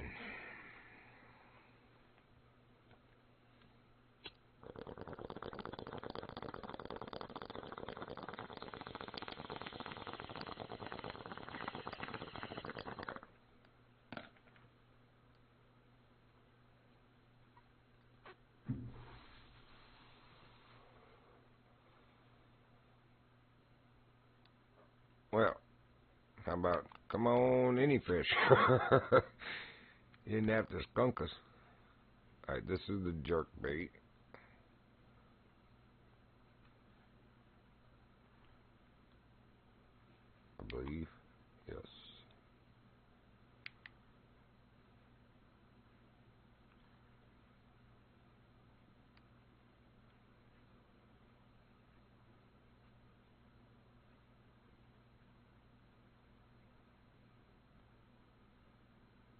Android Noid, huh?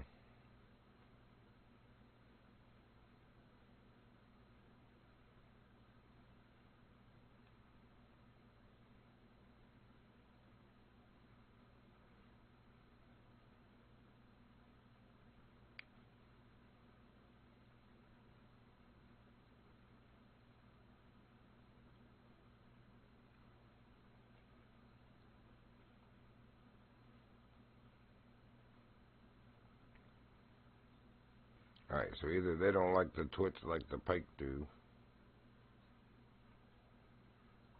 We'll try a straight, constant.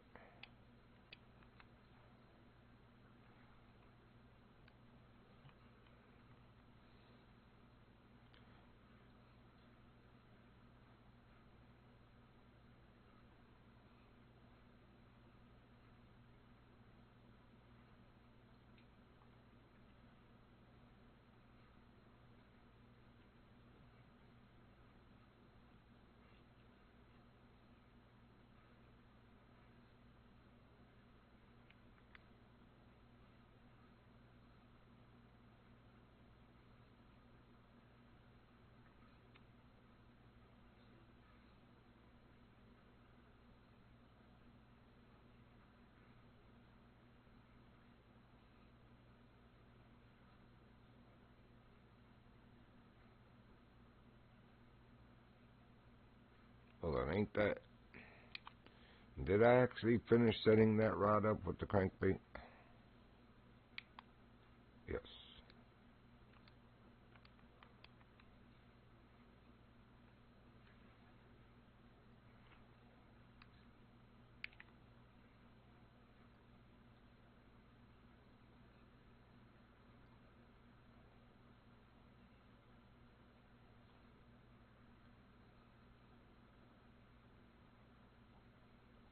So far, the number 6 spinner and the number 6,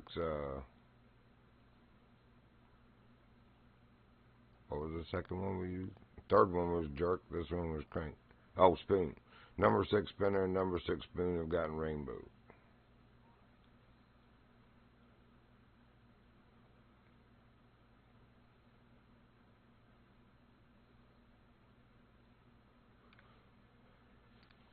Jerkbait did nada, and so far so is the crank. Or at least number 6s anyway.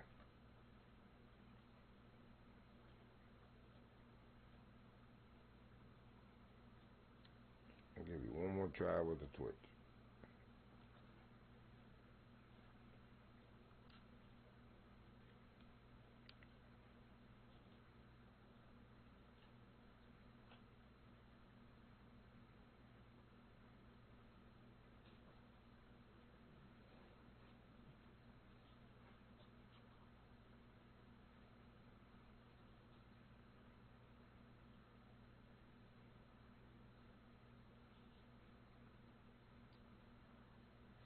Nope.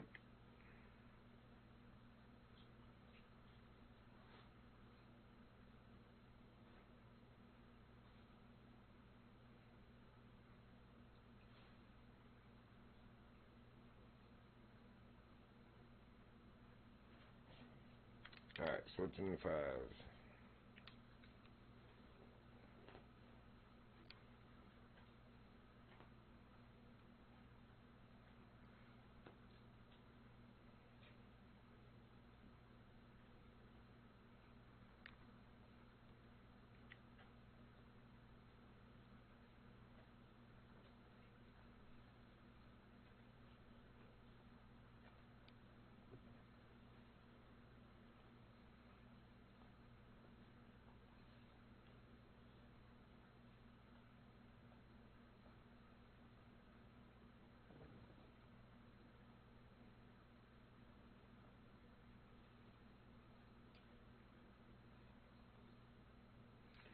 Big fat goose egg.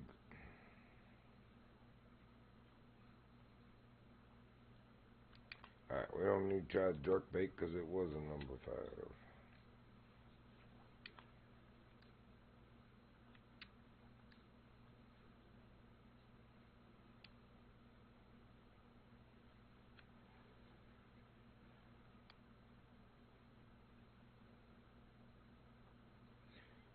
Bottom line is, so far, the only thing I've caught the kokanee on is the only bait that they eat, imitation dog food biscuits, or imitation dog biscuits.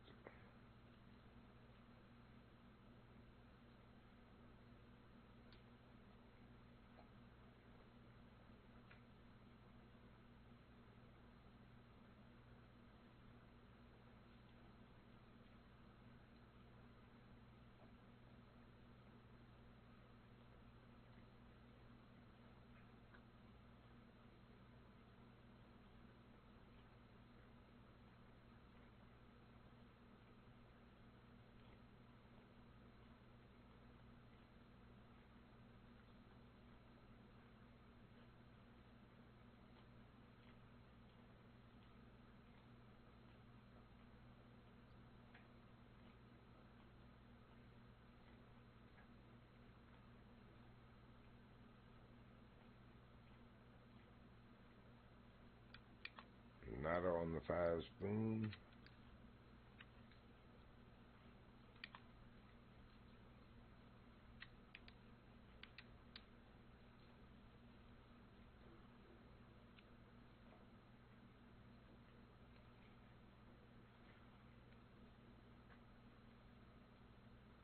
It's funny, I put this on and saw a kokanee.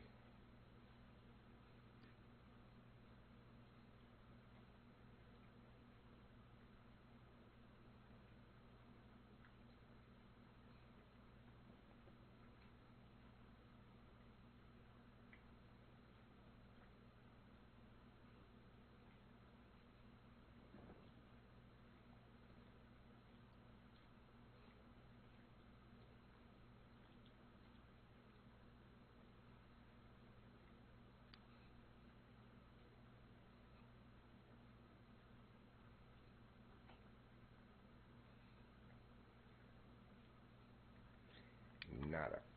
Alright.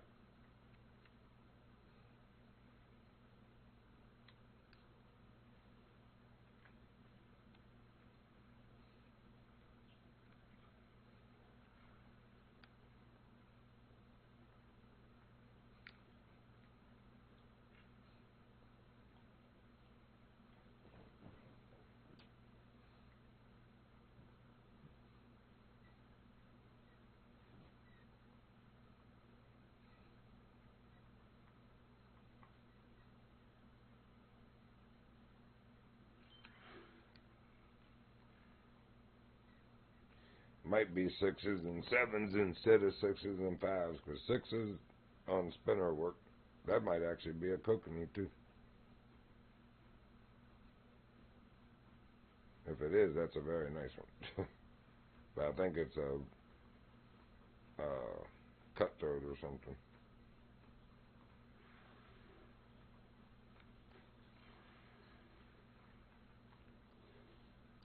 Yep.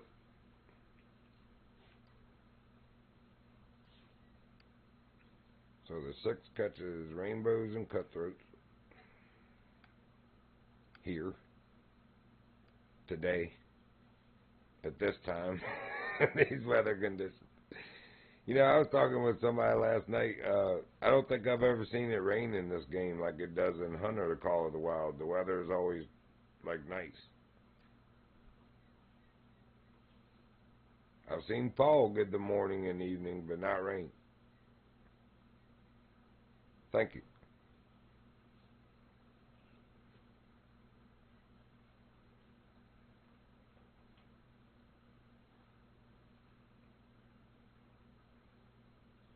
I was more impressed with how easily this little top-of-the-line ultralight brought it in, because it was a nice fish.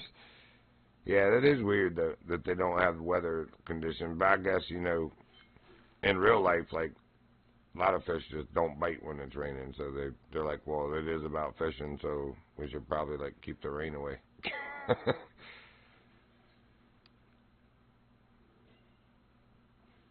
So it gets brook trout, cutthroat, and rainbow, but still no kokanee.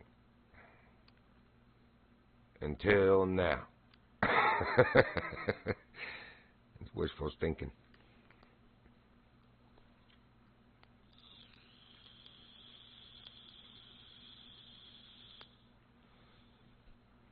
I hope that interview I had this morning turns out to be fruitful. If it's something I'm supposed to be doing, I'll be blessed with it. I know I will. The fact that I even got a second interview is better than anything in the past few months I've been applying for. Most places don't even call you back. You're like, don't know if they found somebody. That's kokanee. I was right. I said until now.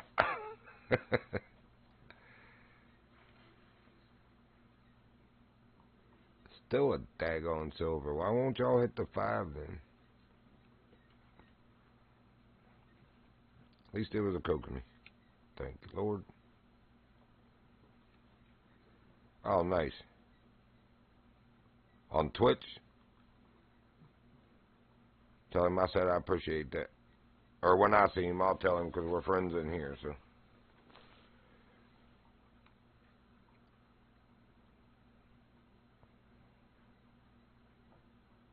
Tartarus must be having a rough work week. He hasn't been on in the evenings. Well, I've seen him online, but not on Discord or any game, so.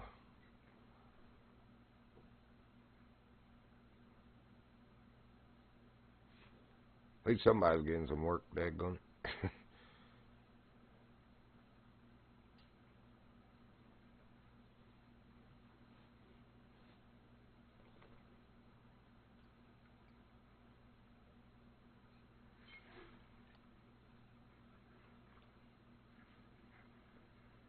Another cutthroat or brook.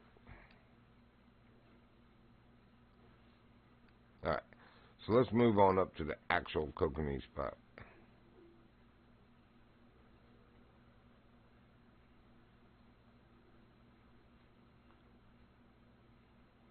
I think he told me he did the next day I saw him.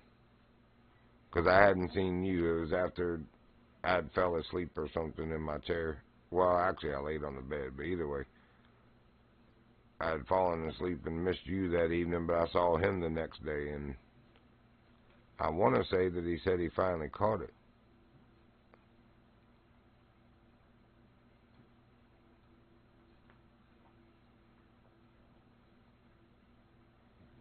We're going to try right here. This is where the guy caught the freaking lake trout. I was like, what?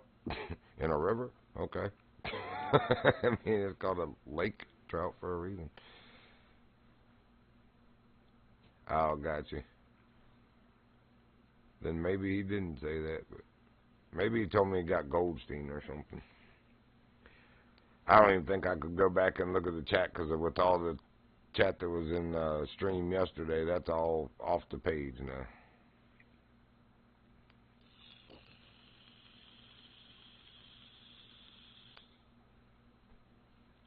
Yeah, sweetheart.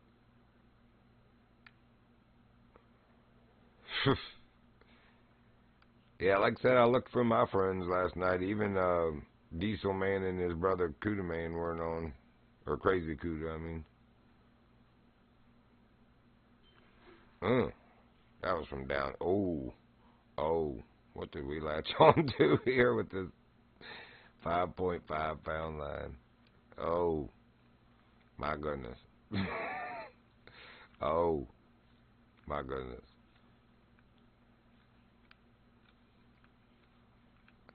I might have been off board. I could chew that deep with this setup. We might have to cut line and try again with something else. We're going to try it. We're going to try it. You can do it. Get some 50-pound diamond lake trout on 5.51 pound line. That'd be something. It's probably like some 11-pound lake trout. And it's just killing me on this line. Yeah, I definitely got it, but that's no kokanee.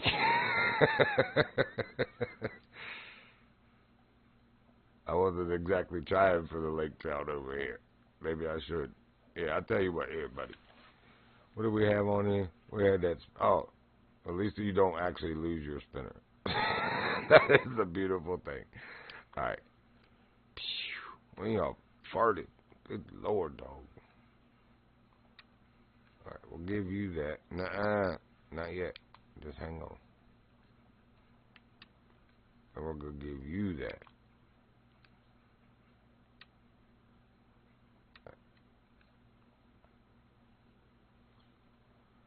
I usually get them with the jig and the yellow shad. I was doing a little bit of it yesterday. A guy came to the lake we were fishing in yesterday for him and caught a diamond lake trout this morning. A diamond lake trout. I was like, you dirty heifer, that's exactly where we were sitting yesterday trying for him. I mean, good job. Dirty heifer. Watch, now I won't snag anything down here. Now, I ain't trying to jig. What are you doing? How am I hitting the jig? I ain't even touching nothing and sitting there jigging. That was weird. Doing a jig. Now watch, we ain't gonna get anything. Same exact lure, but with a more fair setup. They're like, nah, that'd be too easy. I wanted you to do it on the, oh, there we go, on the 5.5. Look, that's on, oh, we got 44 on here. But that's still tweaking that almost halfway on 44 pounds. Come on in here.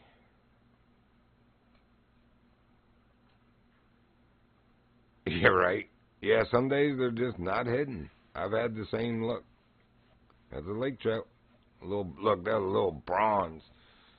That's not the same one that was on that 5.5. That's no way. I brought bigger. I brought like 12 and 13 on that line of muskie. So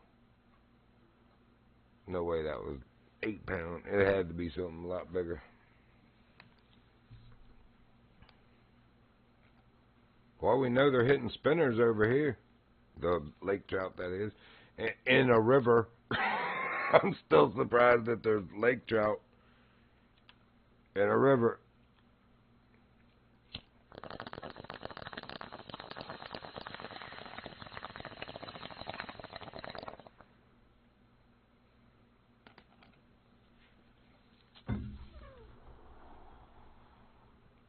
I better go.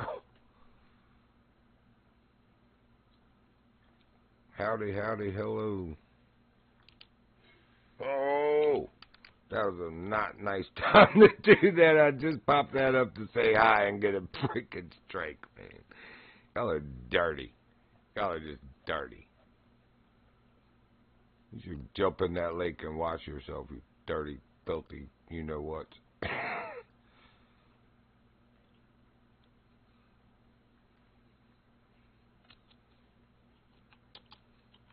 May as well now.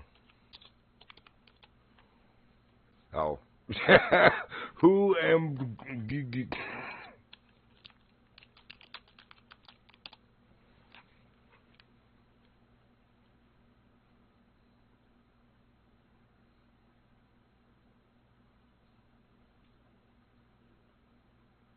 That probably did mean something somewhere. The who am...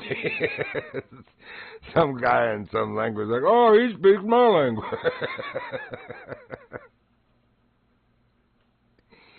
Oh, Lord.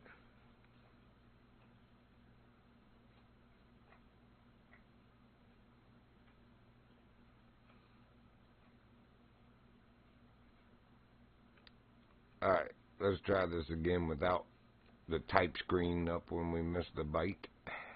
Dirty, dirty, dirty heifers.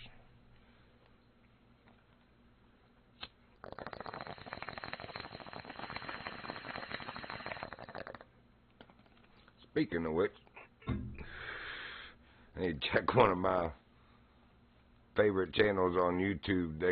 They had a Texas Longhorn, and they just got 4 more, 3 pregnant females and a bull. And the one they had was pretty dominant over the other cattle that they had. Well, now 2 of the 3 females they brought are more dominant than her, and it was kind of looking like it was going to be a problem yesterday. I want to see if that got worked out, hopefully. And what's weird is they're all related because that one that they had came from that farm. She's actually related you know, by blood, the two of them that came down the line. But yeah, two of them are like, nah, you're not the dominant one. We are. So there might be a problem there. I'm gonna tell you what, those longhorns are impressive, man. One of them that they brought, well, the bull also, but one of the females, her spread from tip to tip is 77 inches. Man, that's taller from tip to tip than most chicks I know. Some guys. All right, well, if you're gonna keep giving me bronze on the 6, let's try the 5.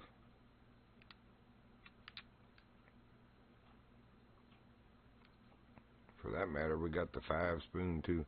Shouldn't have taken the bigger stuff I had out. That was what it was there for, is trout and pike and muskie. But I was trying for Pocanese just to see if we could get a diamond. All right, girlie, get yourself some good rest. Thanks for popping in and saying hey. We'll catch you when you come back on.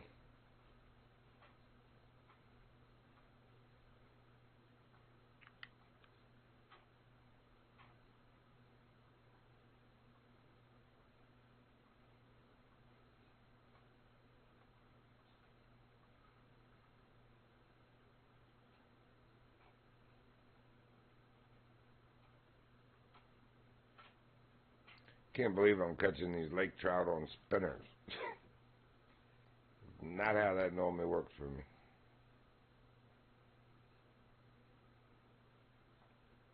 Well, on a spinner, because so far it's only been on the number 6. This is the first cast with the 5, but nothing.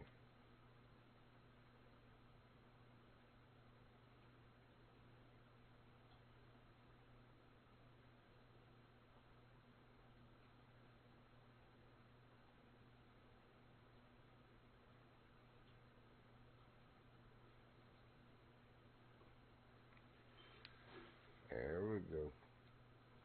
Whoa, whoa, whoa, whoa, whoa, whoa. Back that drag off a little bit. Great day. I might put the 99 line back on. This 44 is getting tweaked. Whoa, pretty hard.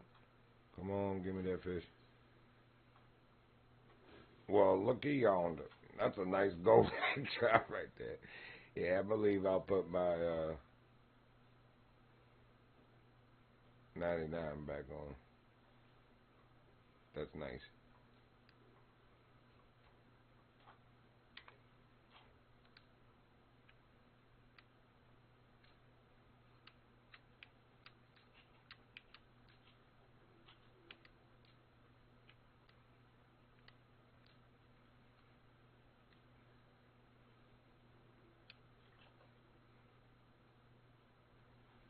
Ain't no sense of making it harder than it needs to be.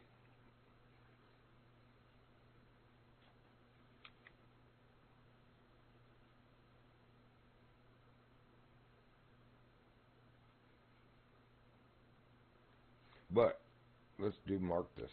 I mean, for real, that's a nice. I can't believe there's gold lake trout in here.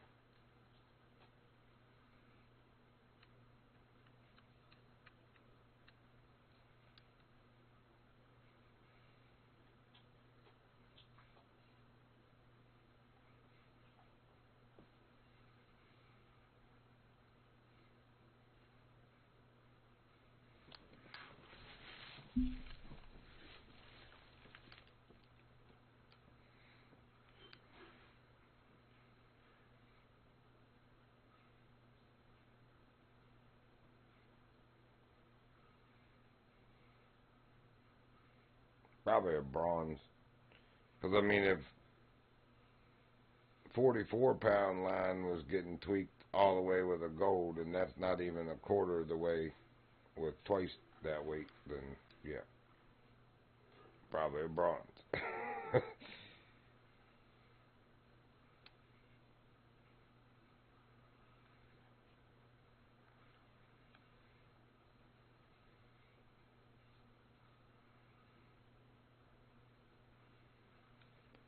So that was 31 point, what?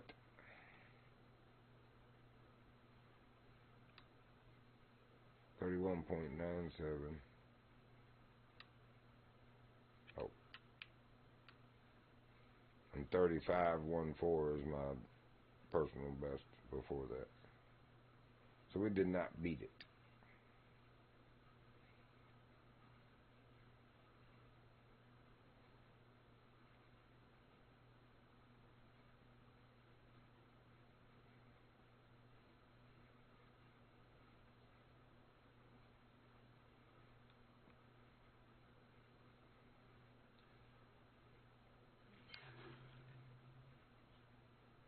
Yeah, another bronze.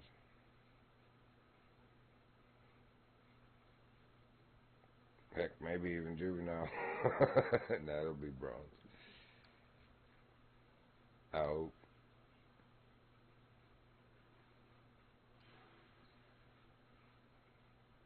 No, it was juvenile. That's funny. That's really funny.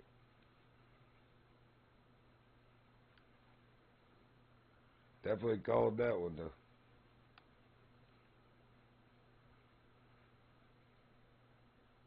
Teachers always said go with your first instinct. I said maybe juvenile.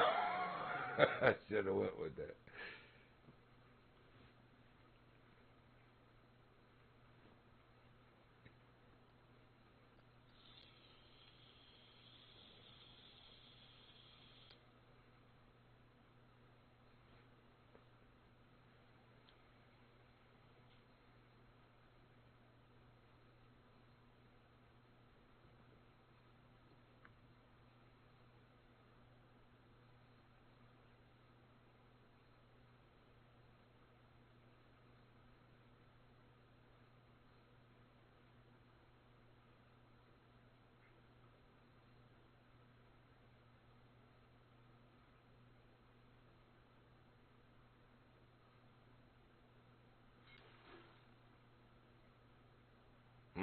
That's more promising. Be a nice silver or maybe a low end gold, but probably just nice silver. See when he pulls again. He almost goes to halfway. Nice silver, though.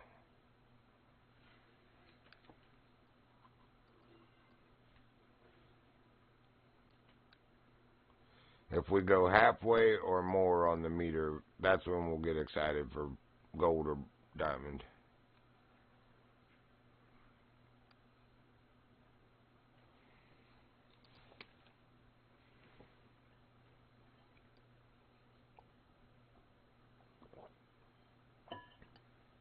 Do they hit crank? Do they hit crank? That don't sound right. But yes, they hit crankbait. Spoon spinner, crankbait, jerkbait, exact same stuff. But I usually use the shad. It's the last thing on the list, but it's what always gets me gold and really nice silver lake trout. Either number 3 hook or jig hook or number 1 jig hook with the yellow shad. Almost every cast. Now yesterday they were skunking us pretty bad right after I said that. We weren't able to mimic what I said. But we did catch a couple of nice ones. Didn't get the diamond that the guy did today in the exact same spot though. It's like, you were turd. I spawned that for you. With all the ones I fished yesterday, I must have left too early and you caught my diamond.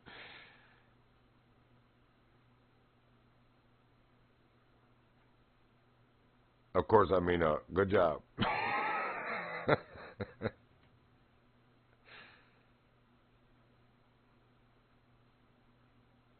Yep, pulled a goose egg on this one.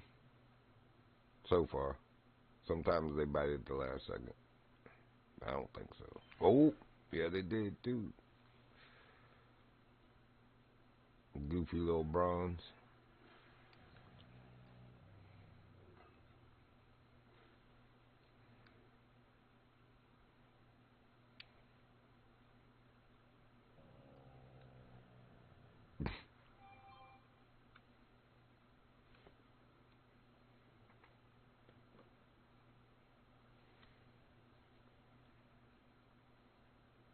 Yeah, that's what I was telling you, man. You grind the big fish. That's how you do it. We should. Oh yeah, we're very close to 75. Woohoo! Maybe if I get by diamond, we'll hit that and 75 at the same time.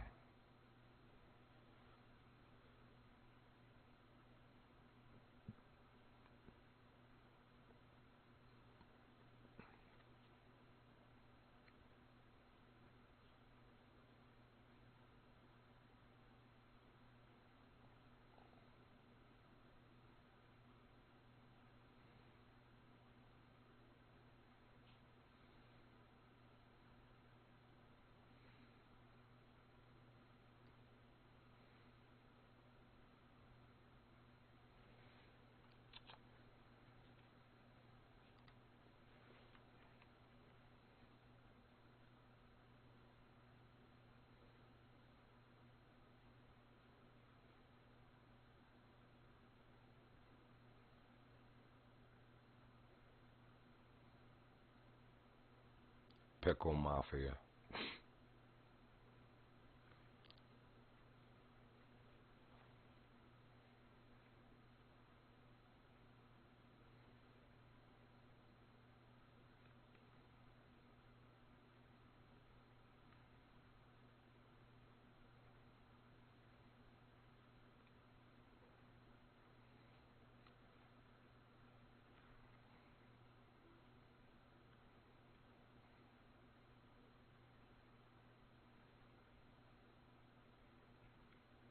Almost midnight. Catch that midnight diamond. Oh, it's midnight. Hurry up.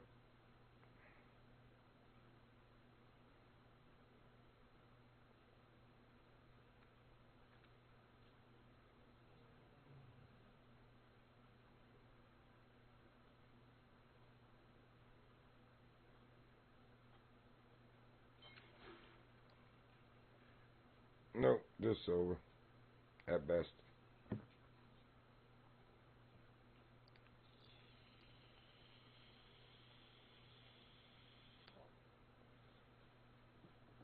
Possibly upper end bronze, but hopefully low end silver still.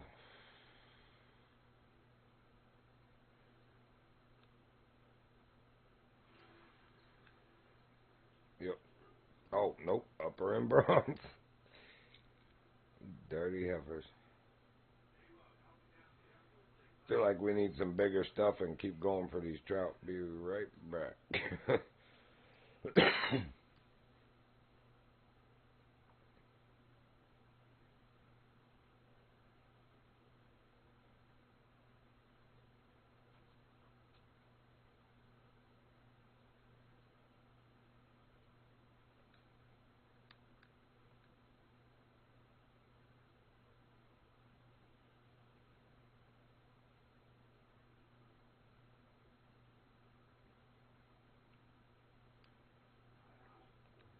Yeah, hush your weirdo mouth.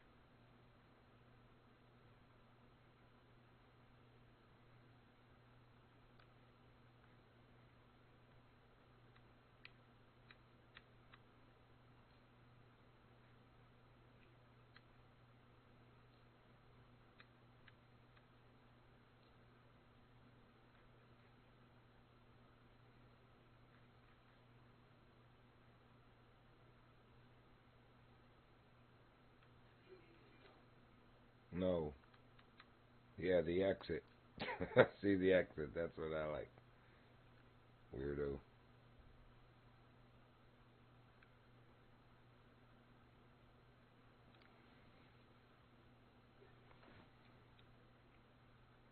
What the... Where am I at? Oh, we're way back up here. Or no, that's where I just caught it. Okay, there's a boat landing. Nice. Nice. At least we don't have to come all the way back down the river.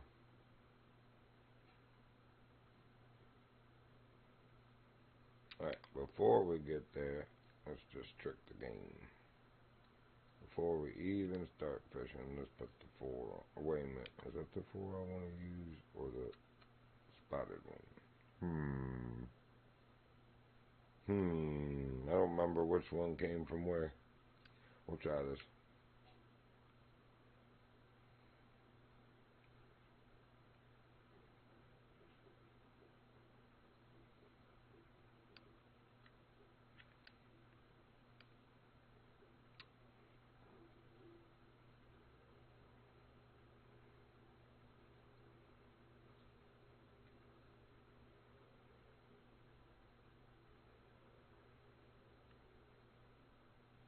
Oh, other way.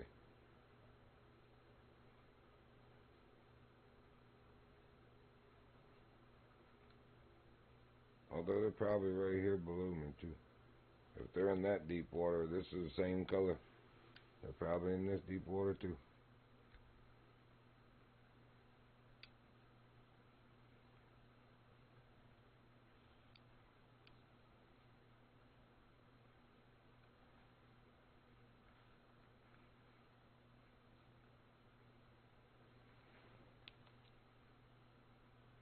Boat tipping Pappy. I like it. Oh, come on, game. What time is it?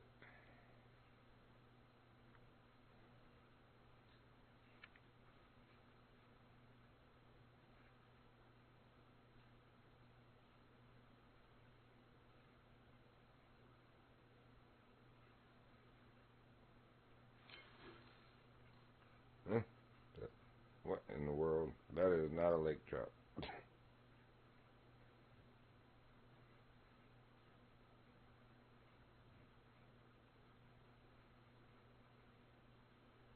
Nope, rainbow.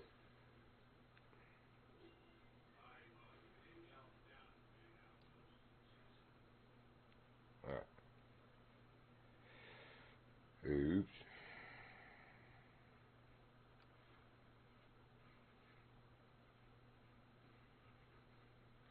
I'm not sure I believe that. I think you're sitting in my boat for some reason.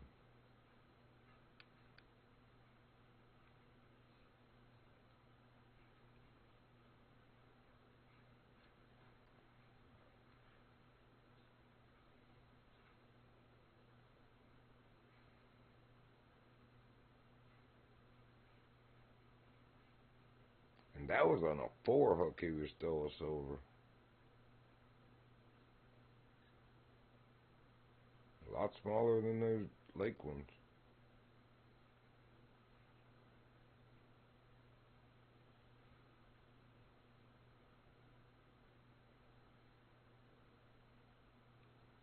Time did it end up being? 3:20.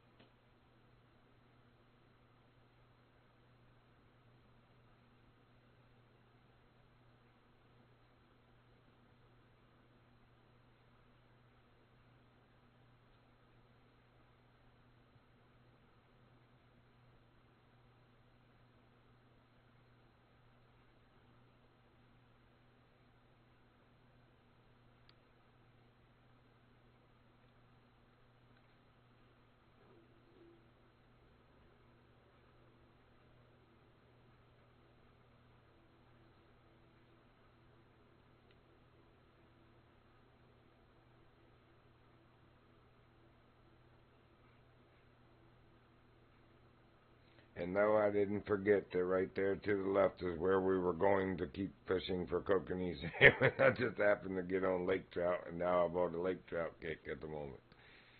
But I have not forgotten. The other rods are still set up for the kokanee.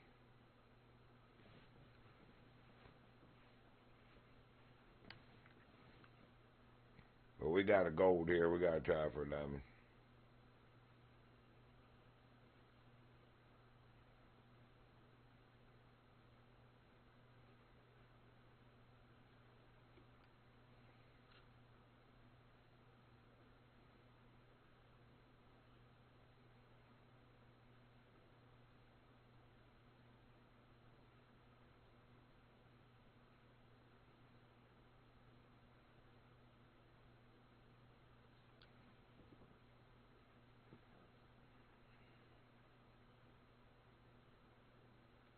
Yeah, I changed it, man. It doesn't let me, like, I'm had it do a determine best output, for a stream quality thing, and it chose 720.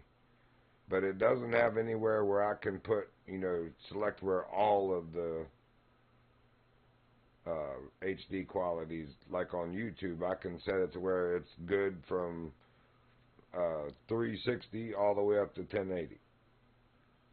On Twitch, I do not see how to do that. I can select any one of those manually, but not all.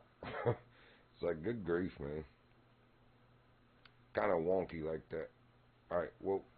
I didn't mean to do that, but we'll let it go once. I want to switch the fours, see if it's the color, if this lake trout is a racist fish or something. Doesn't want to hit that colored number 4, wants the other number 4. Sometimes the pike are like that, and muskie. A little racist fish. Either you like that bait in that size or you don't, no matter what color it is. Nah, it is true in life, though. If it's sunny outside in the river, they hit the chartreuse and orange rooster tails quicker than they hit the darker ones. But on a cloudy day, you throw a black one with a gold willow, and you will just devastate.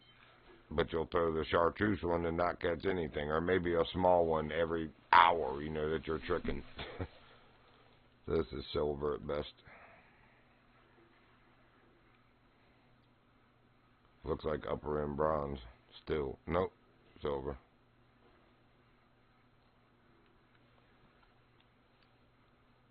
Alright, that's cool. So I guess it was a good thing that I changed it.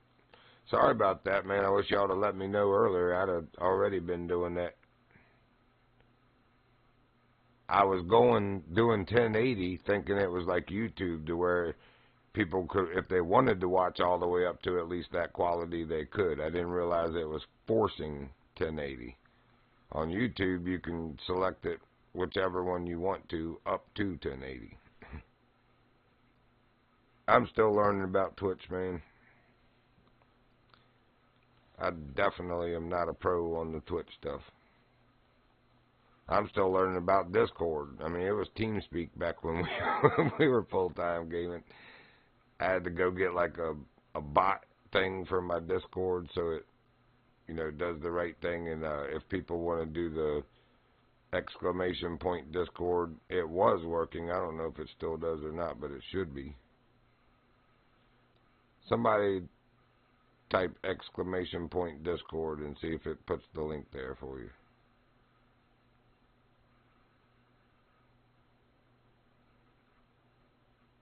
Yeah, because as the stream fades, if you will, and internet connection with frame losses 480 and 360, they really show it, man. You get like blocky and pixely, and it's like, ugh, and blurry. It's like just downright undiscernible on some things. Like that nice graphic of that weather or water monitoring thing. That thing would look like chunky and...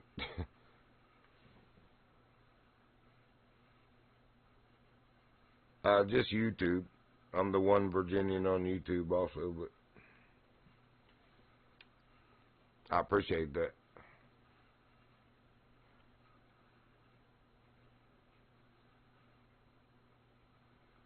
So evidently, Runkabus, it's not working anymore. Daggone it. I'll have to look into that again. I had to keep linking it to my Discord through Twitch that day that I finally got it. It's like it must have unlinked again. I have no idea. Now, they did say, in all fairness, that app, the Twitch Studio app, it is a beta version, so they are still working on stuff. So it probably is a little clunky junky, but I like it better than doing it from the freaking browser. That's even worse, man. Holy crap, that studio thing on the web browser sucks. Big green donkey wanker.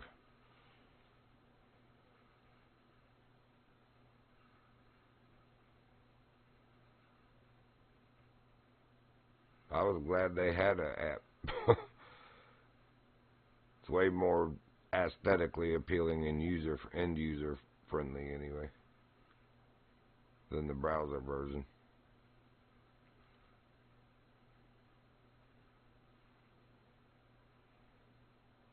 I did notice the other day they're trying to make the browser version look like the app.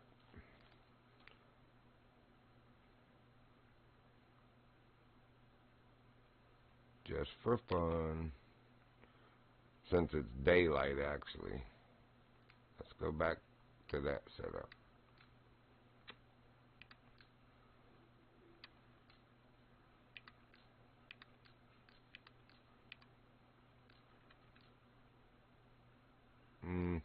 Let's go big or stay home.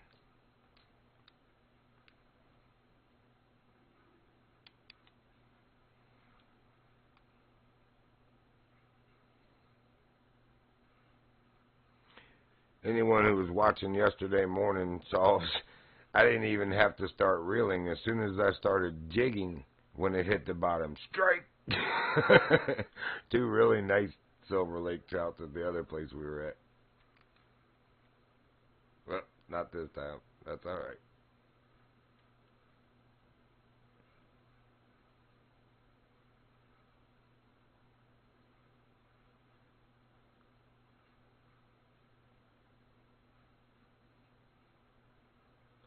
I did go one out also, so it's got to be a gold or diamond. So that's a little presumptuous on thinking that it's already down there.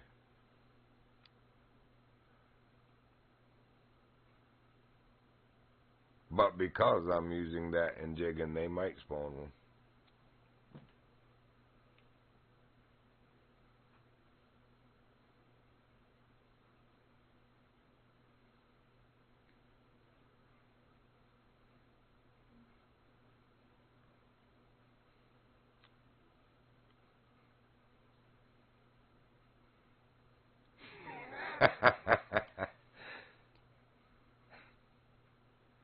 So now I know why he's heading on down the Silver Strand Lodge.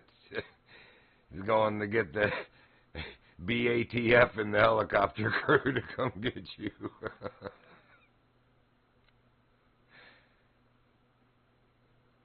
Or BATFE now. Yeah, you know what I'm trying to say. Too many letters in that acronym.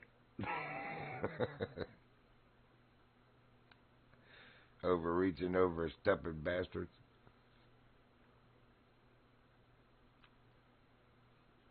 Who are you to tell me I can't have an M1 Abrams if I want?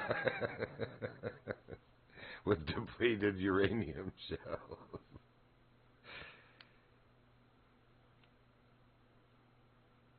Stupid government overreach.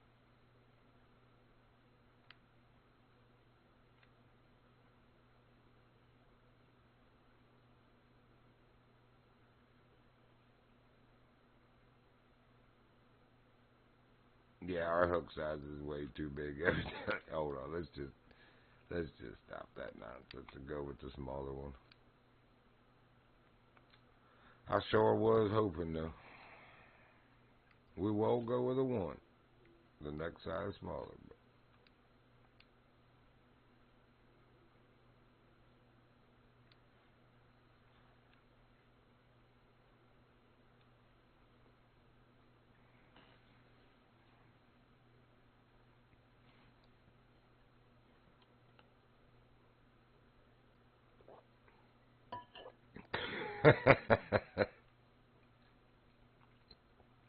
I knew what you meant. Are you using speech to text, or is your phone just goofing up on the autocorrect?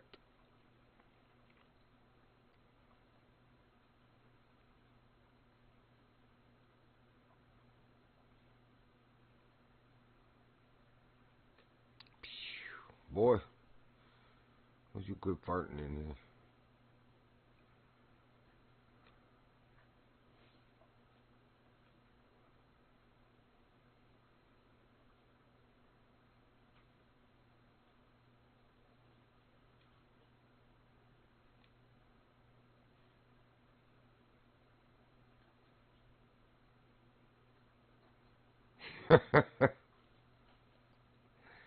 Everywhere else is open carry.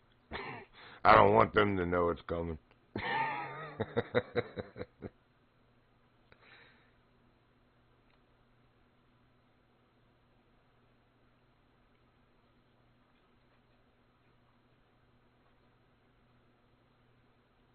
Alright, we stopped catching them. I'm moving back to Kokanee salmon now.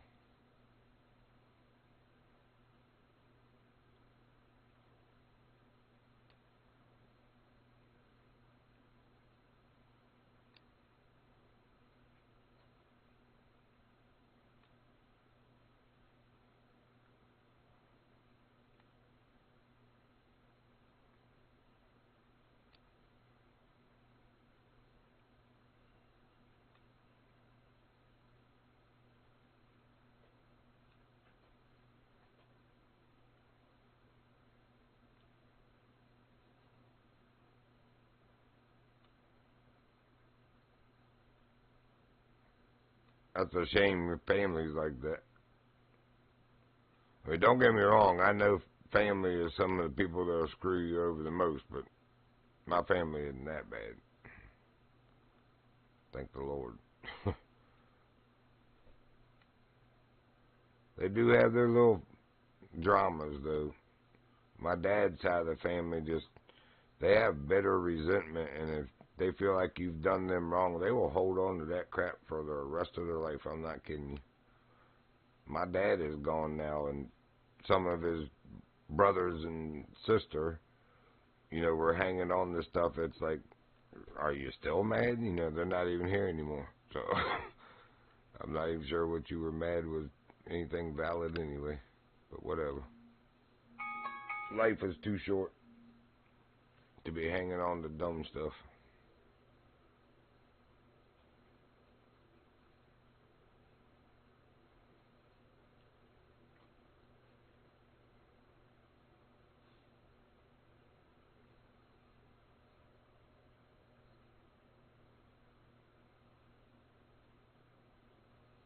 So this is the elbow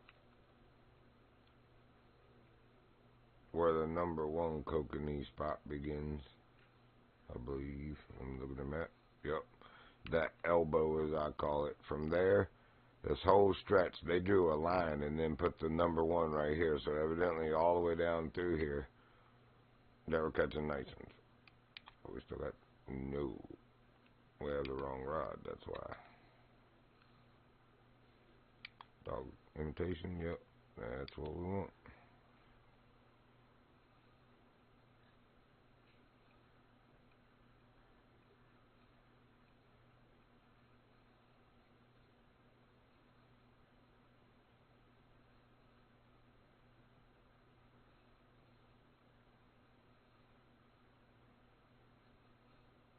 Yep, I hear you. I had friends like that too that I loved as much, if not more than some family. They were more loyal.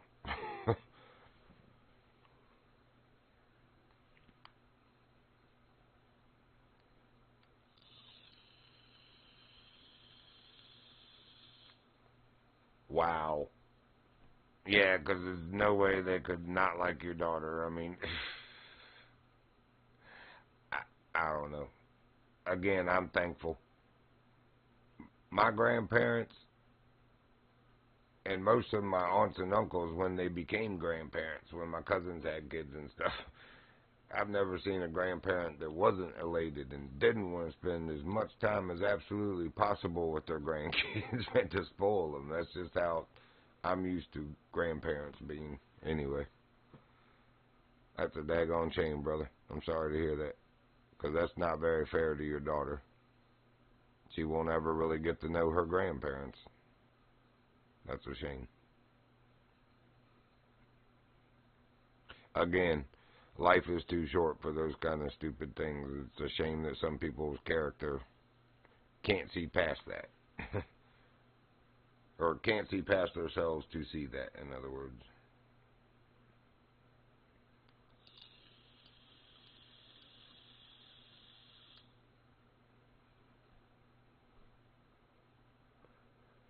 When my mom's dad died, I didn't even know my mom's side of the family were petty like that, but we had just come from the gravesite of laying my grandfather in the ground, and my uncles are out in the garage, all of them fighting over my grandpa turned wood. He was a very skilled wood turner, but he had a nice lathe and end mill and all kind of stuff, and every size chisel. And I'm going to tell you what, you touch the end of the chisel without a glove on, you're going to be using a Band-Aid very shortly, because he kept them like razor sharp. Anyway, my grandma was trying to give them to me. I wasn't asking for any or expecting anything. I'm still like standing there in grief at loss of my grandfather, because I'd learned a lot from him in life, and there's my uncles all fighting over that stuff. And when they heard my grandma say, well, he wanted David to have it, they got all stupid and arguing over, well, I was the one that was told, this and that. And I was like, y'all are a bunch of pathetic losers.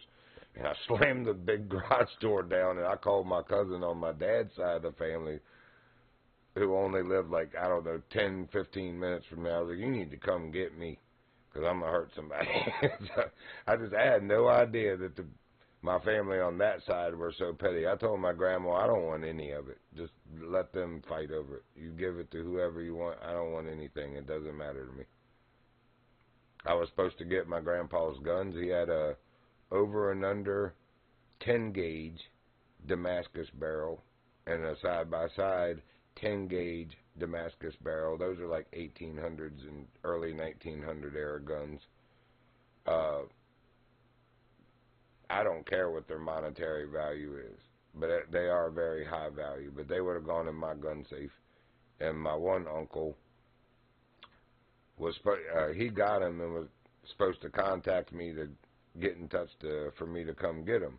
Instead, he contacts me to see if I really want him, because he's got this guy at work that's interested in him, and he can let me have him for a little better price. I was like, you know what? If that's what it means to you is money, then you go on and sell Grandpa's guns. I don't even care. I don't want them. Do what you gotta do. And he did. But anyway, it's amazing how petty some people can be over money and possessions.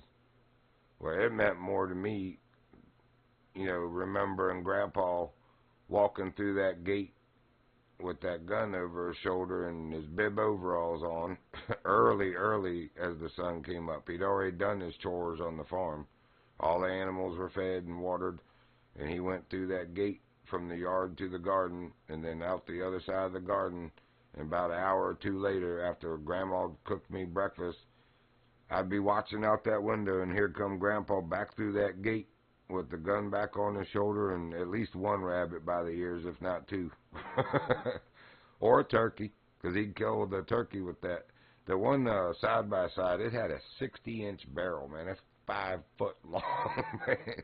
It would reach out and peg a turkey he used to brag at like 60 to 80 yards. You'd take the head clean off a turkey with that gun. Anyway, that's what I remember about the guns and what they meant to me, not their monetary value. They would have been in my safe still right now with my guns. I hope whoever bought them ain't dumb enough to ever shoot them. Because, like I said, those are turn-of-the-century guns, and it had been, my grandfather's been dead since 1999, so yeah, a long time, man. 25 years. Anyway, it's been at least that long, and I know probably 20 years before that, because he was old and decrepit, so he wasn't hunting still. So it's been probably 45 years since those guns have even been checked over, you know, whether they're safe or fired. Hopefully whoever got them is smart enough to know that. Because that's the other thing. They don't make 10-gauge shotgun shells anymore. There's quote-unquote aftermarket companies that will make them for you, but how do you, you know, the people back then, that was a prevalent size shell. So they knew what mix of powders, you know, what loads to put in those guns that were safe. I don't know that I would trust somebody today to be like, well, I don't know how much powder, that's an awful big shell, how much powder load should we put? I don't know, try this many grains. And then you end up banana peeling that gun in your face, man. I don't know. I just don't know that I would trust people making loads today to even fire the gun. Like I said, it's more sentimental to me.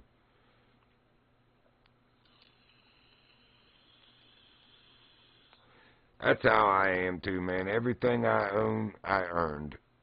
I'm not a charity case. Well, my mom and sister have helped me a lot in this past year with money because I'm struggling with the work stuff. But other than that, everything I have, I earned. So, yeah. Anyway, nobody in my family's ever been rich or suddenly become rich. I've never expected that either, so I don't play lottery. My ex-wife, good God, I don't even want to know how much she actually spent a week. I know what she told me she was spending a week on lottery, both the pick numbers and the scratchers. It's like, you need to stop, for real. It's like, how many times have you ever even hit? Well, I hit one for 50 last week. Yeah, but you said you spent almost 150, and you got 50 back. So, and that was one time last week. So you need to frickin' stop. That was one of the things she was keeping from me with the money. That woman had a problem. Yeah, like I said, I've never played that because I don't expect to just suddenly be the one in my family that becomes rich out of thin air by playing the lottery. No, it's a racket. All you're doing is feeding the state. Your hard-earned dollars that they're not already raping off of you in taxes.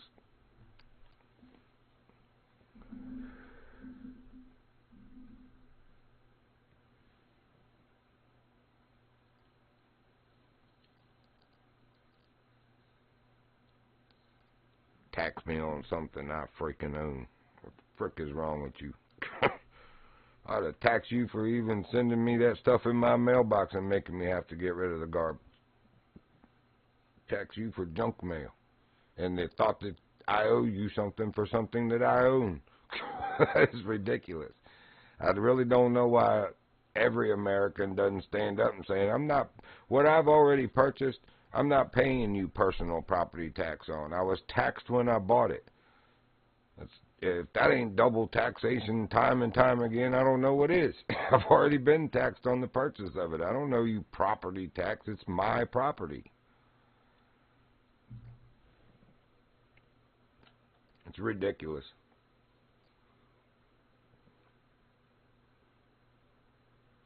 I hear you, man. Me too. Me too.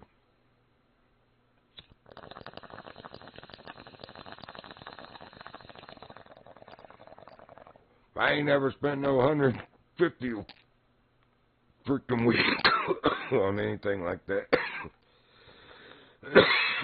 And like I said, that's just what she admitted to. Because I found all the receipts and the little stubs in her Jeep. I was like, what are all these lottery tickets? Are these yours? And at first she tried to tell me that there was a pool of people at work. And maybe there was.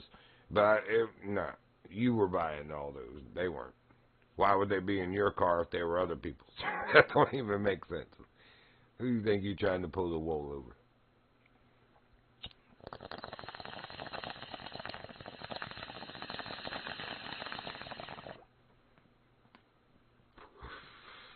She knew I had told her my dad was a cop, so trust me, I'd already tried every lie and knew what I could and couldn't get away with.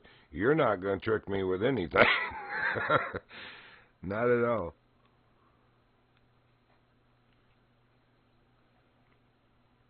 She did all kinds of nefarious stuff with money, though, dude. She reported a fake business under my name, reported a fake business under her name. I don't even know why. This woman made over $90,000 a year. Why would you even need to do that? But she got caught by the IRS. I got exonerated. I didn't even know there was such thing as an innocent spouse form. It just sounds funny. But yeah, there's such thing as at the IRS as an innocent spouse form. And I had to fill that out to exonerate me from any of the repercussions and the restitution, because she had to pay back money for getting caught for lying about two businesses. Like $33,000 she had to pay back. I was like, wow. Again, why? Why did you even do it?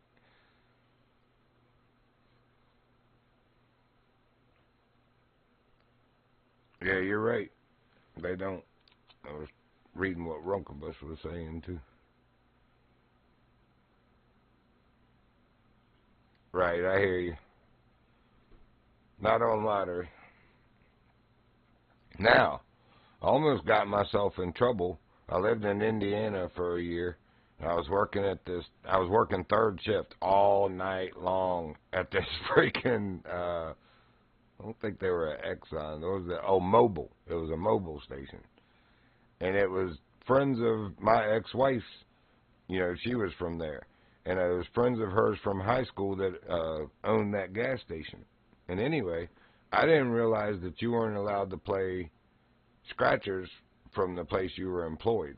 I was legally purchasing them and playing them, but it's because you can't buy like so many in a row, because that betters your odds of hitting the thing. And that's what had happened. I'd hit it a few times, man. Like one time was like for $250, man, on a $2 scratcher. So I've made well more than my money back. But when they asked me was I buying, the people that own the store asked me. I didn't get in trouble with anybody else, but they were like, "Are you buying scratchers from here and playing them?" I was like, "Yeah, why?" And they were like, "You can't do that." I was like, "What do you mean I can't do that? I'm buying them." They was like, "You are not allowed to play that many in a sequential row, and not from where you work." And I was like, "Well, I didn't know that." They was like, "Well, don't ever do it again, because if anybody asks, we have to tell them that you did, and that's actually against the law." And nothing has ever come from. That's been since 1998, so yeah, it's been long enough that I think I'm okay. But anyway, I didn't know that. Nobody ever told me that. I was legally buying them, but anyway, yeah, you can't do that. So just write that down in your little book. If you ever work at a gas station, don't buy scratchers from where you work. You'll get yourself and that place in big trouble, evidently. I figure as long as I'm legally buying them, what's the freaking deal? And if I want to buy the same kind, so what? It's because I want to better my chances. That's exactly what my thinking was. What if I didn't work there and I bought 10 of the same kind? I'm allowed to do that. What's the daggone difference? As long as I'm legally buying them.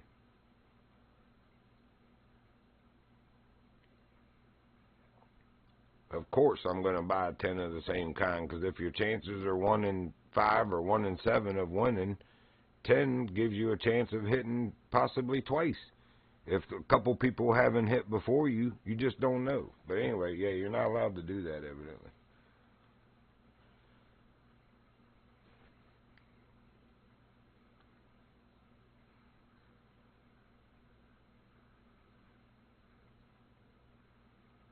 And I never played lottery again after working at that place anyway. It was only because I was bored. So I was sitting there, I was staring at them daggone things in front of my face above my head by the cigarettes the whole time. It's like, what else am I going to do? I've already gone and smoked cigarettes at the back door, which I was allowed to do, but the only other thing to do is scratch some of these lottery tickets. I don't want to sit there and eat the food, because the freaking Dunkin' Donut man would come in every night, like 3:30 or 4 in the morning before people were coming in for work rush hour, and he'd stock the Dunkin' Donut rack, man, and those jelly donuts look so good, and I was like, no, I'm not doing that. I'm going to be 500 pounds if I work here and keep eating donuts, man. I'm going to scratch lotteries instead.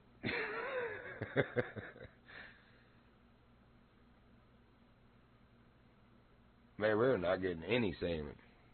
We were before. I think your number one fishing spot's a bust.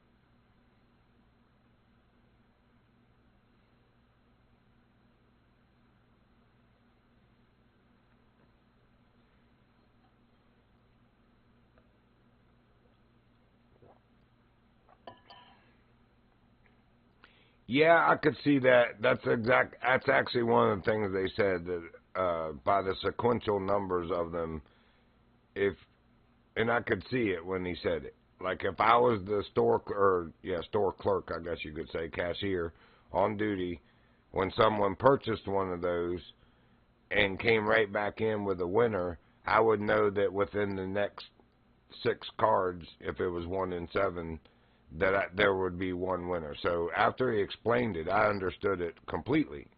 And like I said, that was kind of my logic. I just didn't see the flaw from that side in it. I was looking at it as it was legal purchases, so. But yeah, he was like, that's why you can't do that. I was like, all right, I get it. I won't do it anymore. I'm sorry. Wasn't trying to get myself or anybody in trouble. I was just bored. But check it out, I had one for $2.50. Nobody else was as enamored at that as I was.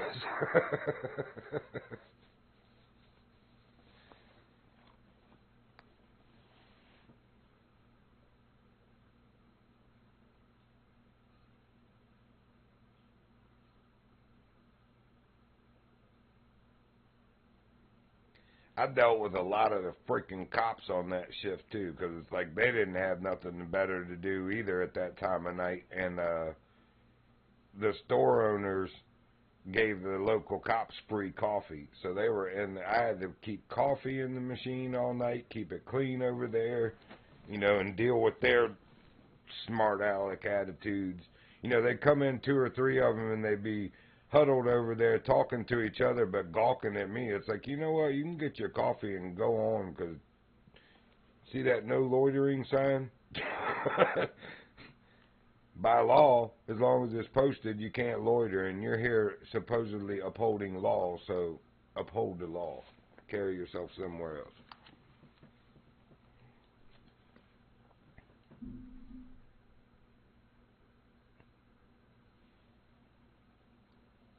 I just don't like arrogant cops that think everybody else but them is a criminal. It's like, I'm at work, man. What am I freaking doing that you're giving me a suspicious eye?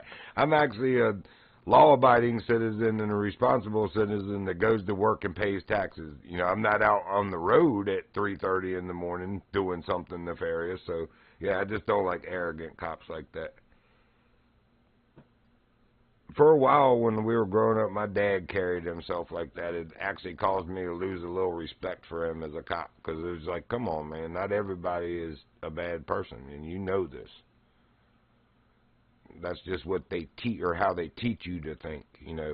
Start asking questions, trying to trip people up in something that didn't even involve what you pulled them over for in the first place. Why? Why are you trying to do that to people? Anyway, I don't like cops like that. And not all cops are like that. There's a lot of, and they're usually older cops. A lot of the old guys, they don't want to do all that paperwork. They're going to ask you a few questions, and as long as you're respectful and answer honestly with them and you're not doing anything wrong, they're going to let you go. I figured that out a long time ago. It's usually the young ones that are fresh out of the military, you know, they don't know how to act.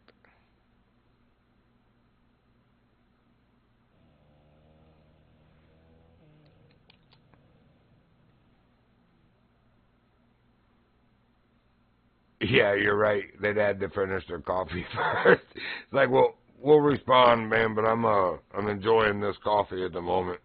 Let me finish my coffee. I will throw a donut at you. But then again, no, I won't, because I know it'll even be longer, because you'd be like, oh, they got donuts? Freaking cops.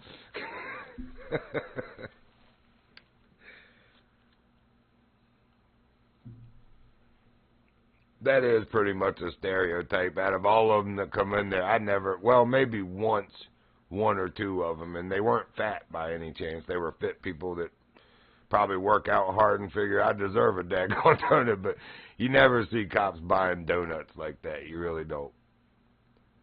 If they bought anything, it was usually like a health bar, to be honest, like one of those Heath health bars or Cliff bars, whatever they're called. That's what they're called, Cliff bars. Because we sold those and a couple other brands, but the Cliff bars, for some reason, were popular with those guys.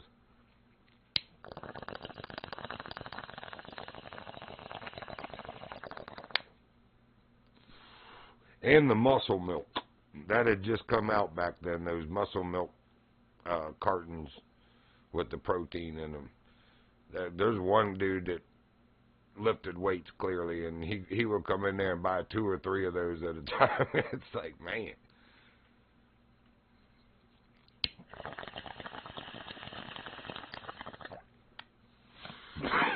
With the price of those, you could probably go to GNC and get the powder to mix them a lot cheaper. I actually know that you can, because I lift weights too since 6th grade. So anyway, I don't buy those protein drinks like that from local stores, because they're stupid priced. You can go buy the cases of those muscle milk at Walmart or Sam's Club for like what you would spend on 2 at a gas station, or 3 maybe. I don't know. People are stupid. Anyway, it was mainly about the donuts. I rarely saw them buying donuts. It was more stuff like that, fitness and healthy stuff. Man, this so-called salmon spot sucks balls.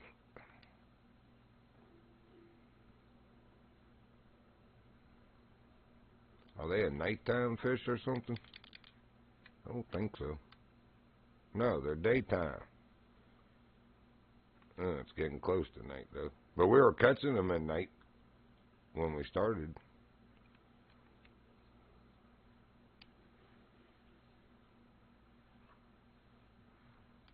On this exact setup. Maybe because I started catching lake trout and switched gears, the game switched gears on what it's loading. I don't know. He just caught a gold kokanee. We haven't even done that yet. Only silvers and bronze. Well, I've got one. I just mean like today we haven't. Or wait a minute. Did we? No.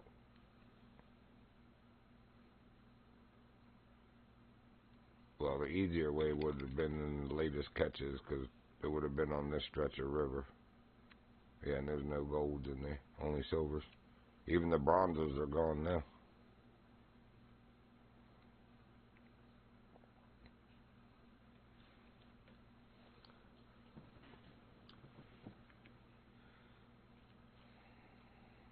Man, I hope that job comes through. That would be nice. Be a big stress off my shoulder, too. Just having more steady income coming in. I'm still going to do the flex routes as a supplement, but they're becoming so sporadic, you cannot rely on that at all.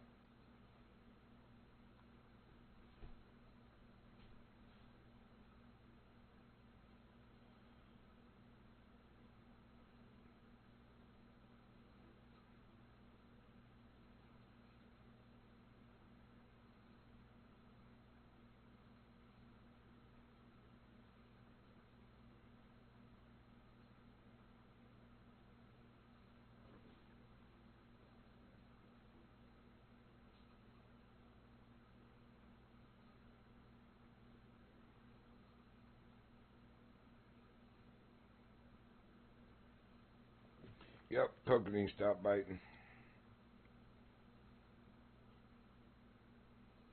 I know, it's like, go home, winter, you're drunk. This is still February, right? Even if it is the last day of a leap year February. Or is this the 28th? I don't know. But it is a leap year, and we got 29 in this month, so.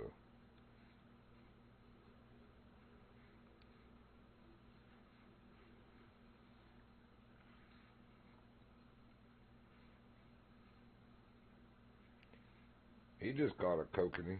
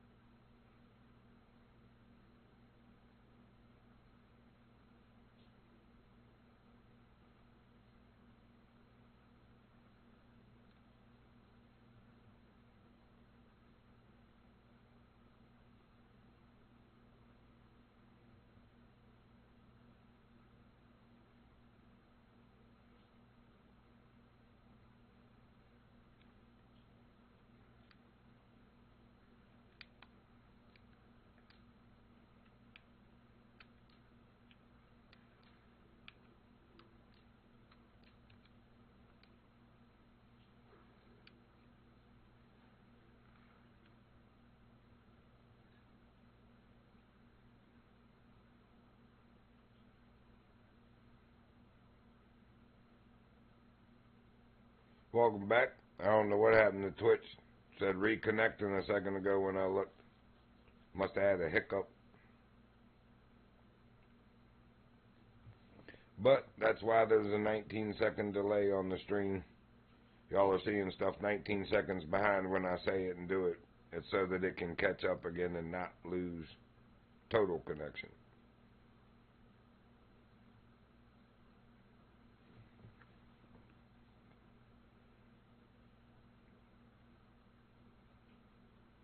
It's a nice kokanee.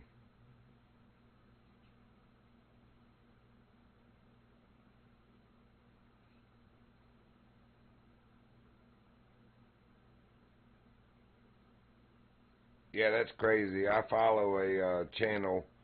You've probably heard of them, Victory Outdoor Services up there in Wisconsin. Anyway, I follow their channel, and it's been light for them on the snow removal. He's a concrete contractor, and in the winter they do snow removal and other things. But it's been pretty light for them this year. Only a couple storms.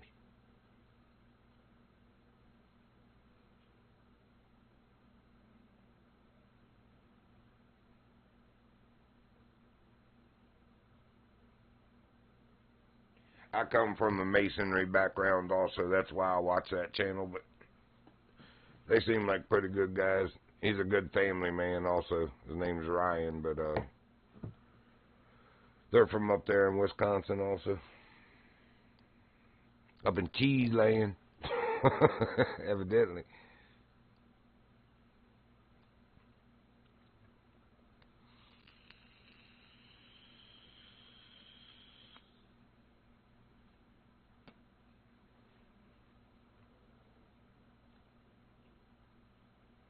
They do some pretty nice work too. He's got pretty much every concrete stamp pattern that there is, and as they come out with new ones, because he's so popular and a big channel, the manufacturers send him the new stamps, first. So he's one of the first contractors to get the showcase that for a customer, and or put it on their new concrete patio or walk or driveway or whatever it may be.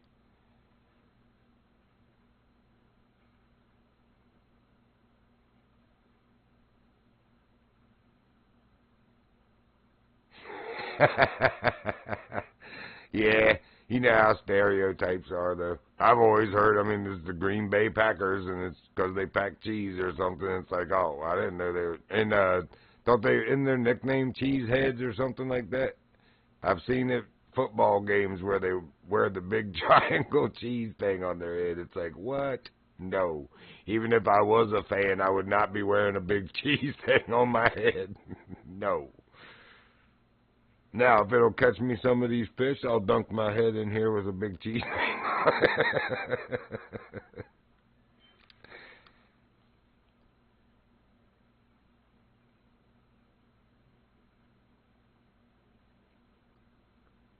But speaking of getting the new patterns, he got this Inca stone pattern. Man, that looks the most like natural stone, which is what I did. It was stone masonry. I did brick, block, and veneer stone as well, but mainly like rock wall, and rock walkway, that kind of thing. Anyway, he's got some Inca stone patterns that look the most like natural stone, and he is really good with throwing 2 or 3 different color stains on top of it, so that when they acid wash it, certain crevices in the concrete have a darker color, some have the lighter, some have the medium color, to where it even gets the tones of natural stone. He does a really good work, man. Really good work. I was like, shoot, you're going to put people like me out of business with that. For real.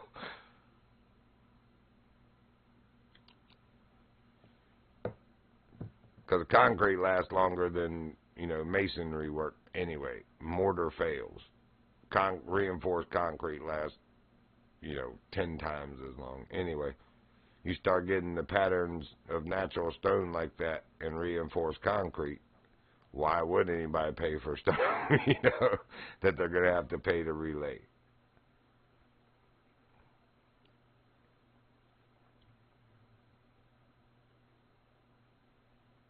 Yeah, he's got good guys. I never really cared for Daryl or Daryl Jr.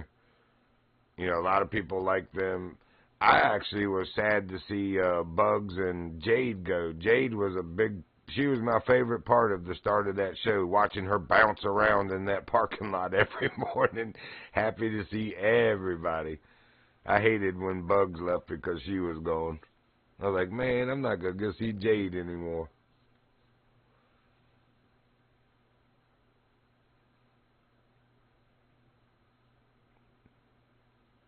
Beautiful blue pit bull.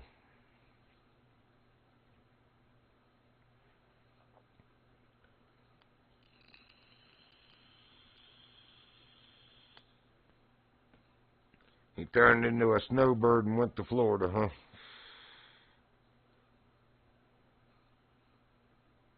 Everybody keeps asking me, are you going to move to Florida? And I'm like, no, they're going to carry me out of here in a pine box. I worked hard for this place. It's mine. No, sir. I'm on the side of a mountain with really good hunting, along a river with really good fishing. Why in the world would I? It's exactly what I wanted when I was a young man. I worked hard for it. Why would I want to leave it? No. No, thank you.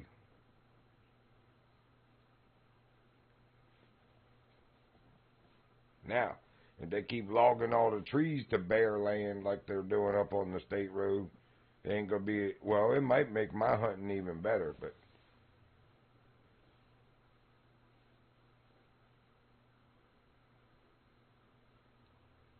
oh, you talking about Ryan?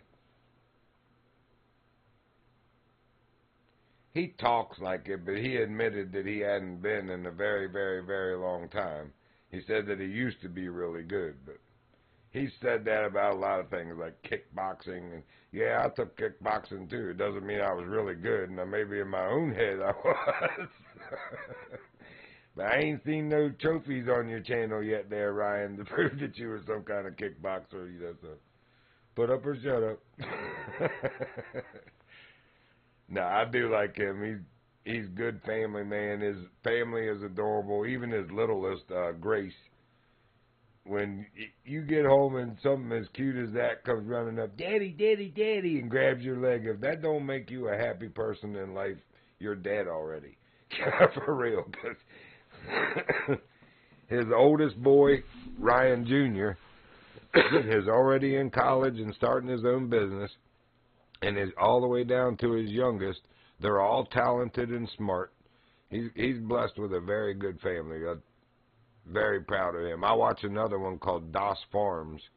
Used to be called Adler Farms on YouTube. And same thing. A good man, good family man, adorable family. All of them. His little 3-year-old Adler. That kid will say things sometimes, and you're like, where in the world did he learn that? How in the world did he learn that at 3 years old? Anyway, my friend Tartarus, who got me this game, I see him in this game called Roblox, but he's actually doing it for his little kids, I found out. But anyway, I was like, bro, you play Roblox? I was like, this channel I watch, his 3-year-old little boy plays Roblox. He'd probably whoop your butt, too. But anyway, I just thought it was funny to see him playing Roblox.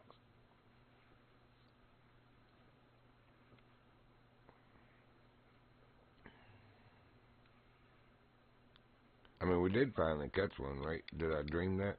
Did I fall asleep in my chair again? No, we caught one. They're just not biting again. We're back to I catch a fish, I have to move the boat. Then I catch a fish, I have to move the boat. I hate this game sometimes.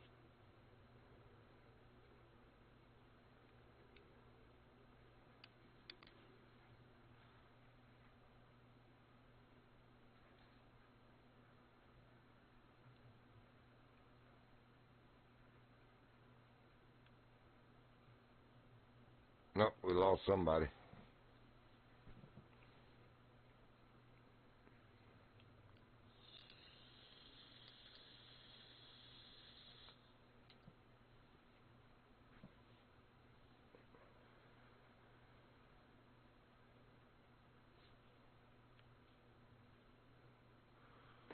Well, that's good, because I wanted to sturgeon fish anyway. And I need to be over by the bridge for Larry.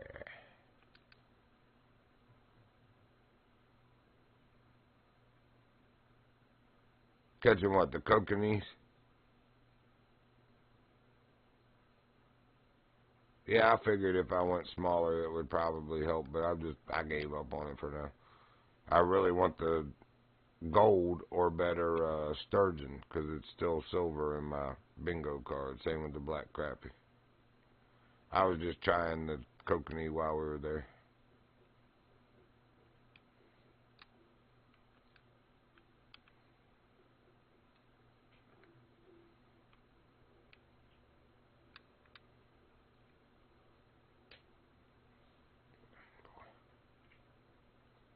It looks more daylight here than where we were.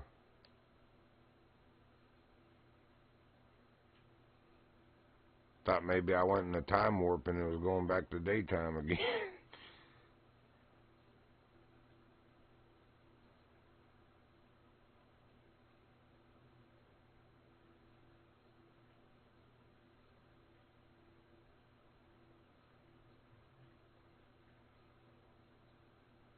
I didn't even know there was anybody here.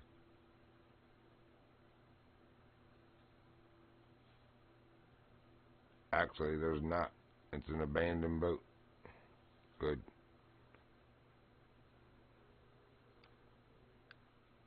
Kind of like mine. Oh.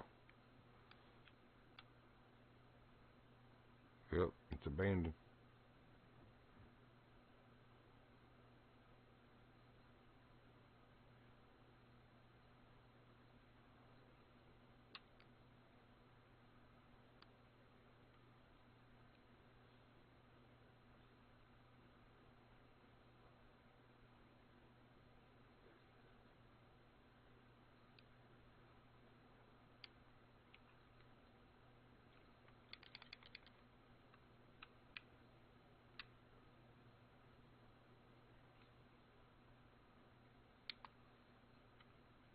We're going to end up with a pike, but that's alright.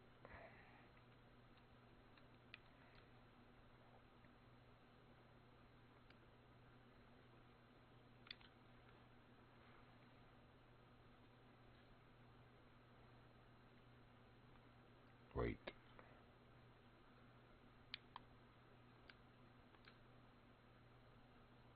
That's not unrealistic. I couldn't remember what hook size I had.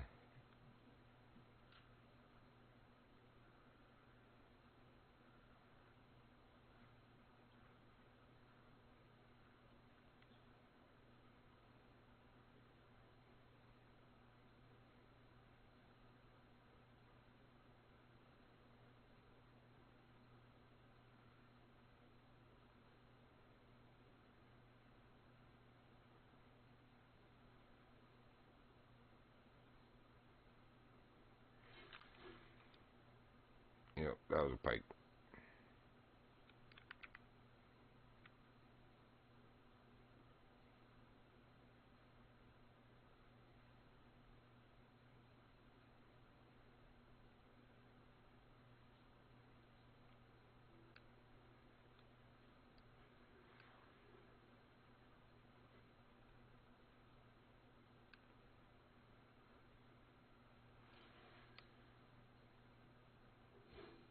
Nice.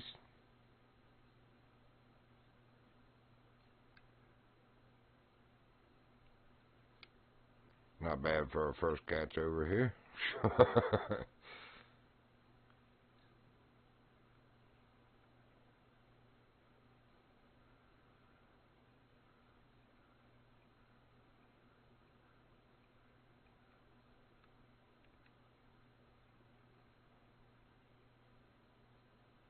Oh, that's right. New legendaries come out tomorrow. Woohoo! Get to do daily challenges and legendaries. Sweet.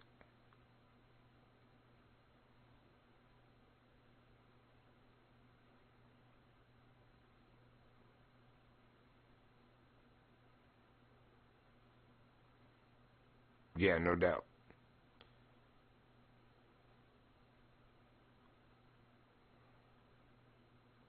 I think you're talking about the first catch over here, but yeah, it definitely could be worse than a gold pike. Could have been better too. But I'm always trying to look at the positive.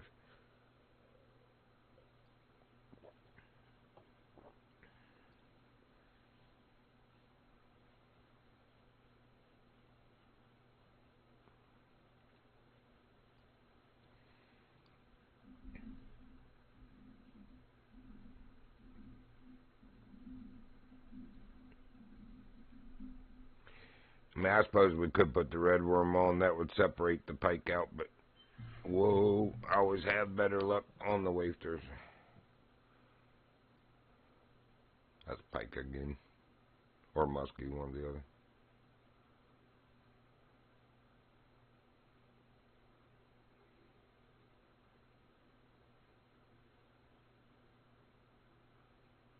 Yep.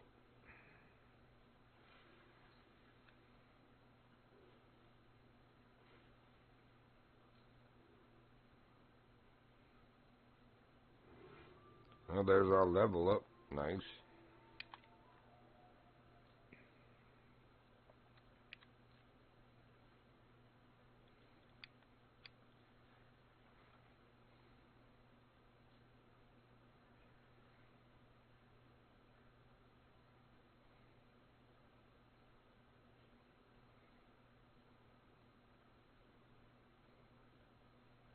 Diamond golden trout.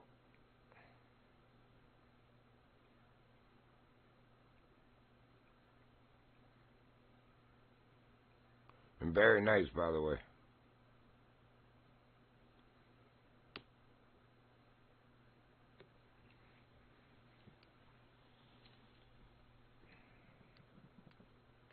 So we lost Runkabus. He might have said he was leaving, and I might have missed it, but he did say he was getting ready for work earlier.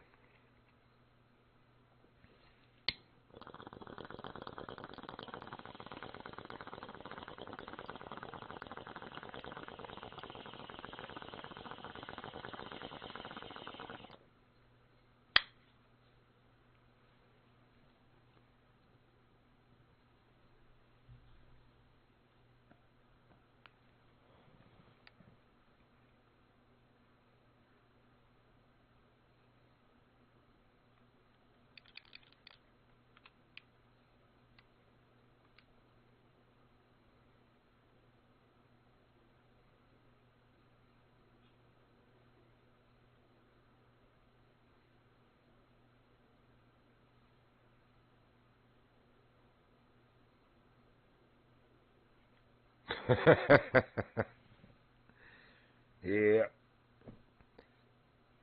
Again, it comes down to characters.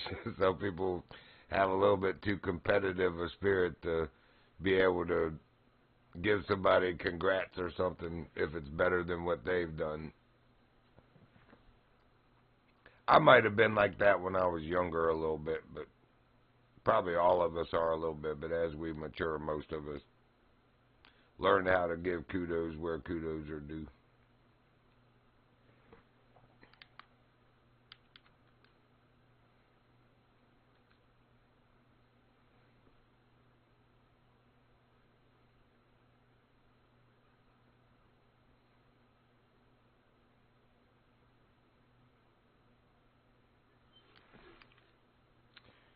Pike, well, it can't be a pike, it's a bass.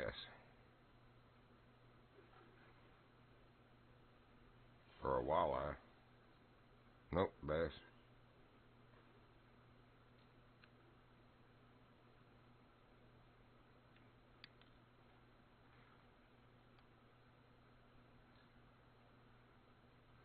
Well, that boat finally disappeared.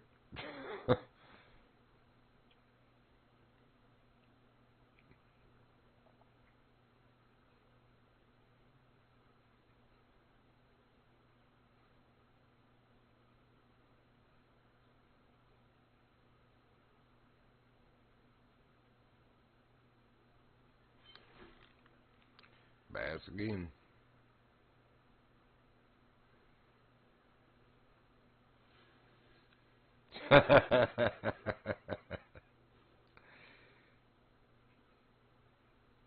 Should have handed him some cream. Say, here's some butter, or a big ice cube. Say, will that cool the butt hurt? Ah, man.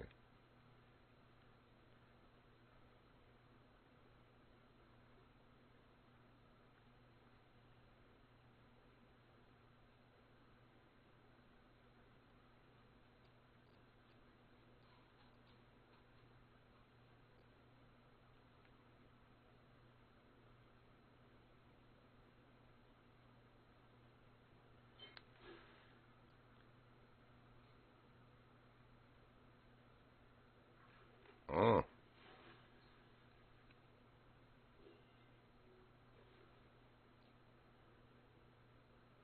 look nicer than that.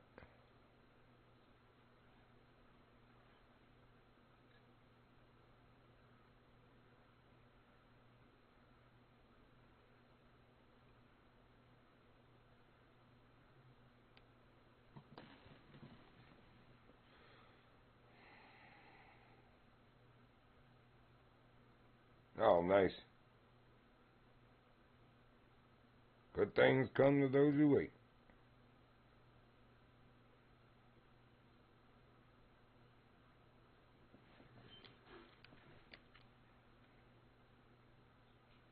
Yeah, that is nice. Very nice rainbow.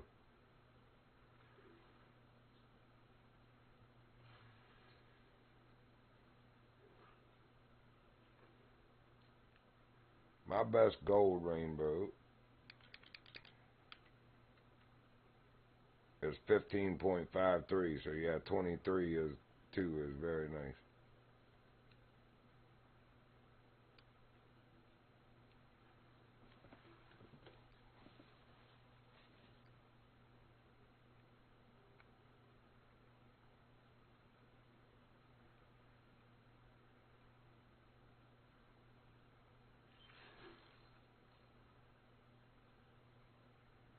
Little bass.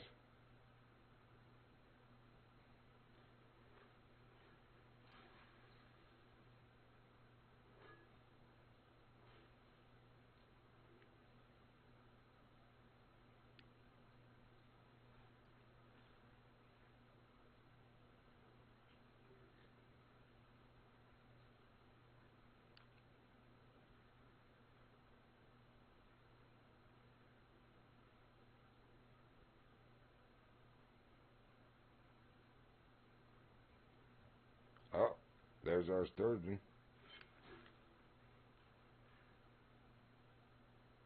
Was it nibbled first.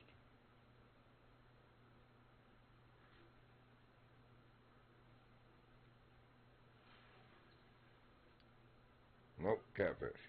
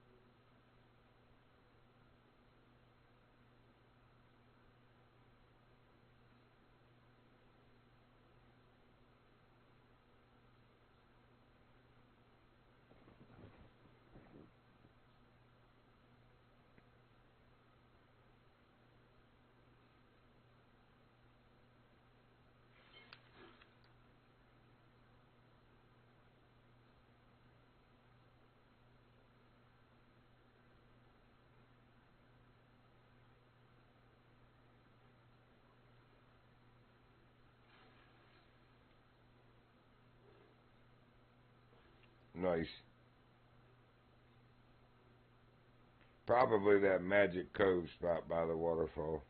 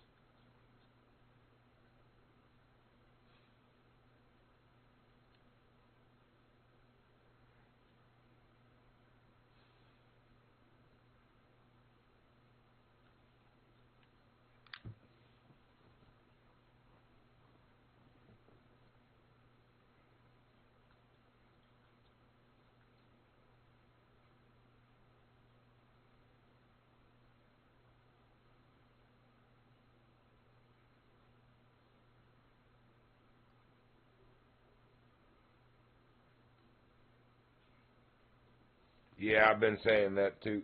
In a depth finder. I mean, you can see it's deep water. But like where we found yesterday where it's 400 or 511 feet deep, you don't even have a reel that'll go that deep. So it'd be nice to know that before I ever waste time casting there.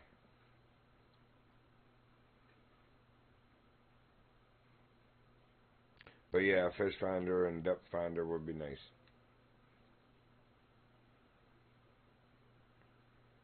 And for those who don't like to use the boats to do that, give them a special bobber that they can cast out in the middle from where they're standing, and it'll tell them whether there's fish around. Same thing. It'll be like a sonar and depth finder.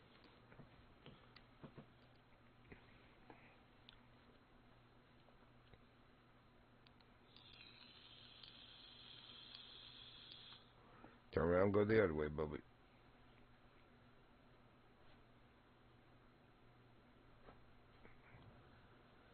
Abby, stop it. It's all right, Prince. Be careful, baby. I know your legs hurt. Abby, move. You know what? Hey, you, move. Bubby's trying to get off there, and you're being a butthole. Not cool.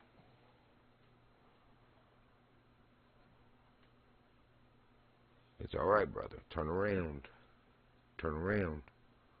You got it. There you go, good boy. Oh, grumpy sister. Yeah, you being grumpy, sister.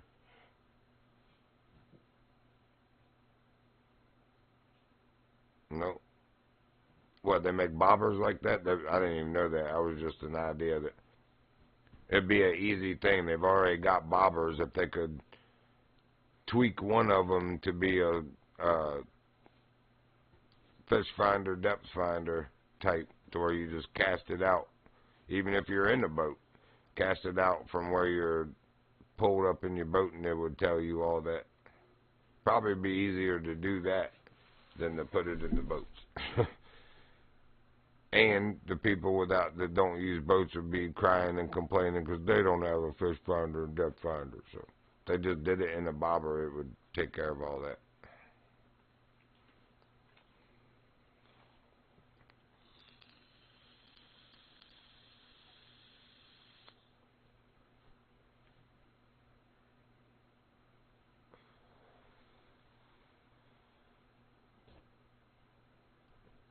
That's freaking sweet. Did not even know that. I'm old-fashioned. I just use the old cheap stuff, regular old red and white bobber if I'm catching bait fish.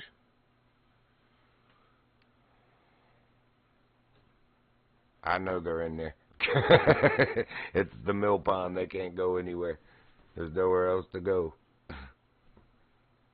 Except turtle bellies, because there's plenty of snappers in there.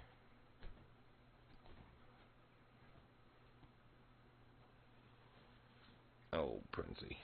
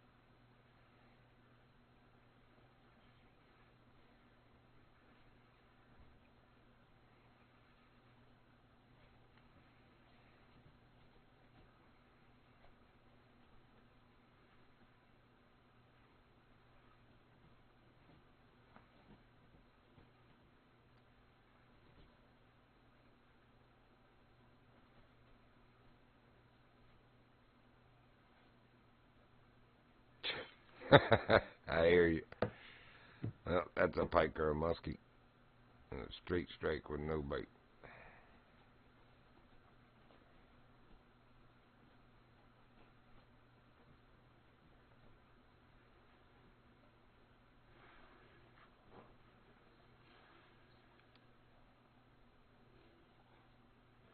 Good girl. It's all right, Prince.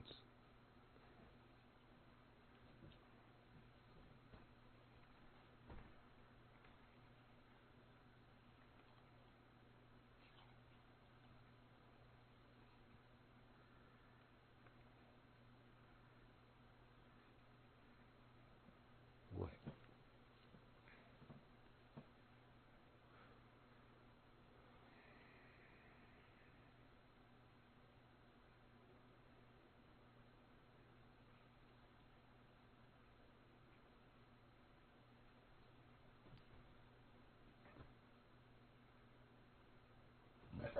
Hey, you shut up. You do not act like that to him. That is my bed, not yours. Don't you be hateful to him. I know, she's a little huzzy. Hateful little ass. That is not nice.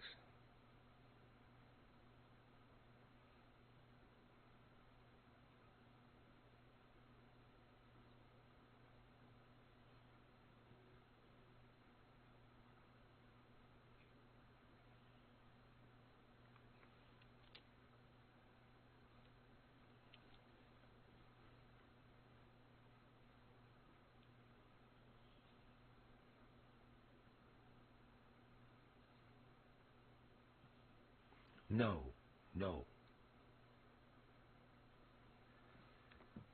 no.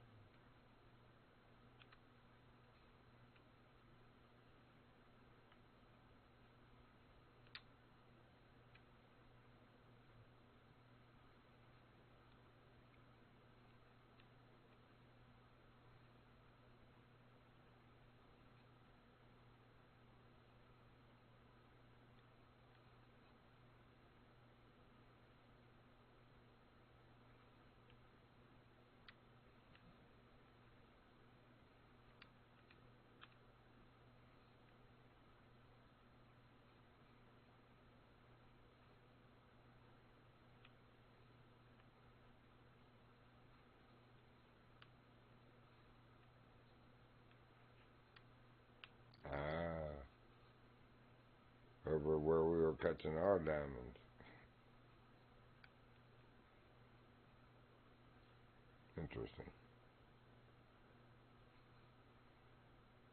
They were showing the bluegill spot at the other end of the lake, and I was catching everything but them, so I think that needs to be updated, evidently.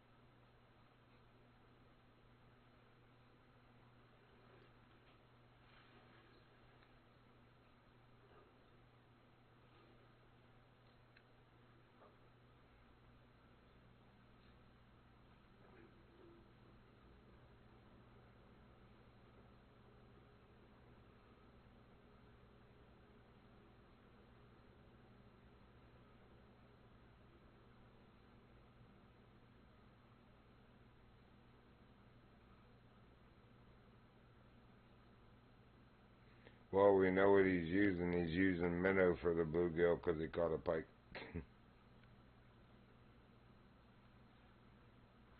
They only hit minnow and wafters. Bluegill don't hit wafters.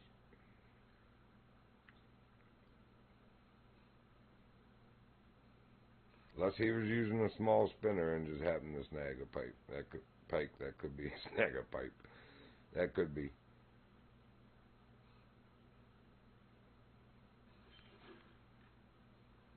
I hate when I snag a pike.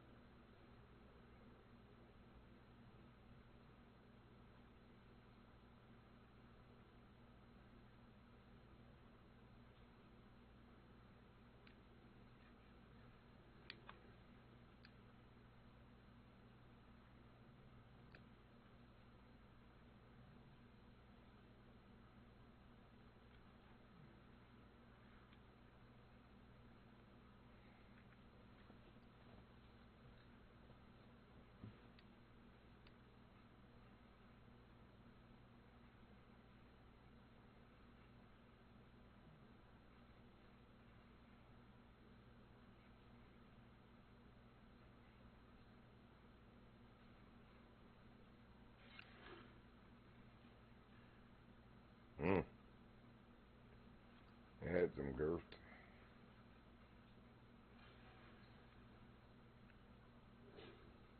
Brook Chalk Gold. Nice.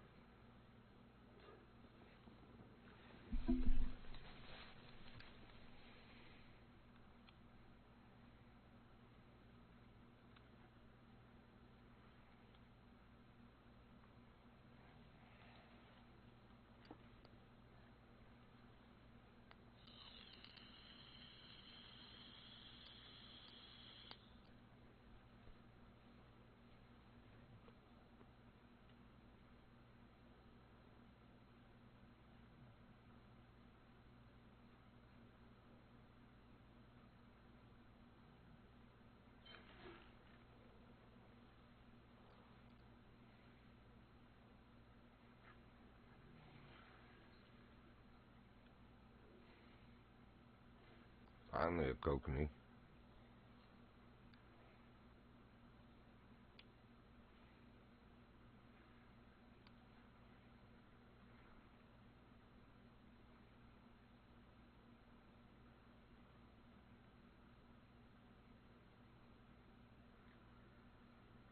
Yeah. You know, I've never really tried fishing offline except for when the apex disconnects you. Nope. Whoa. That was tricky. Turning the alarm off and reaching back in time to catch the strike. Oh.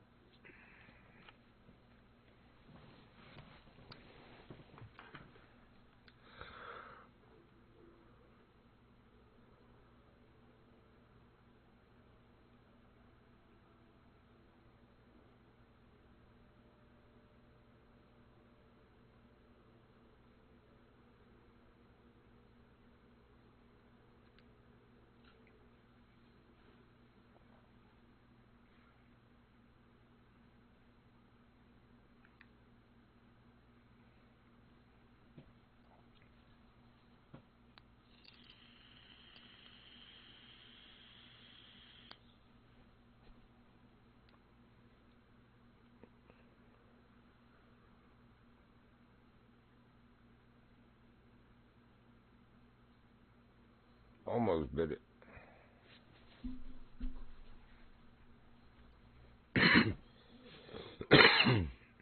Yeah.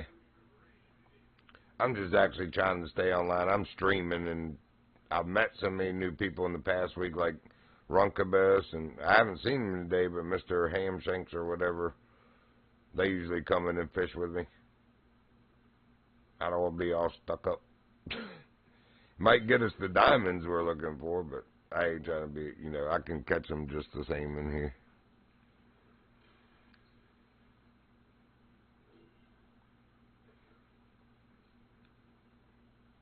Alright, so we do seem to be in the Kokanee Cove now.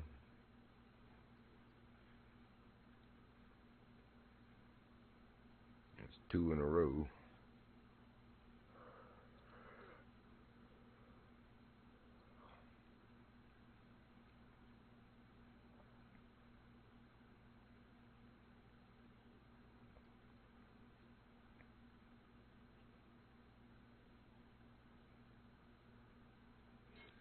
Ah, that would have been 3.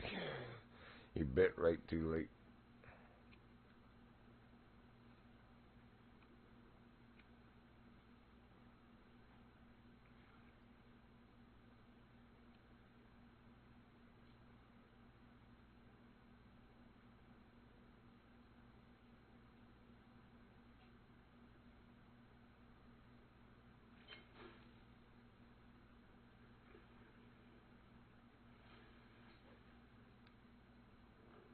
Well, first one that wasn't.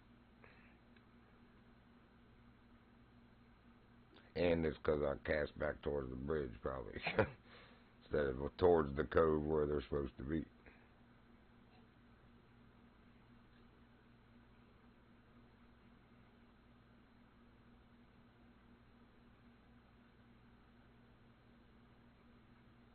I'm also doing something a little different. I'm not reeling 2 time. I'm like reeling 1.5 time. Because I'm only squeezing the trigger halfway. And it is slower. It's faster than 1 time, but slower than 2 times. So it's, oh, look at that one. That might be a gold.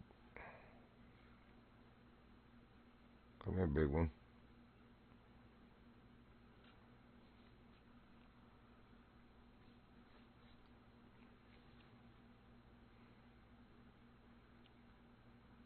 See, if I squeeze all the way, it's a whole lot faster than if I just squeeze halfway, which is still faster than 1 time.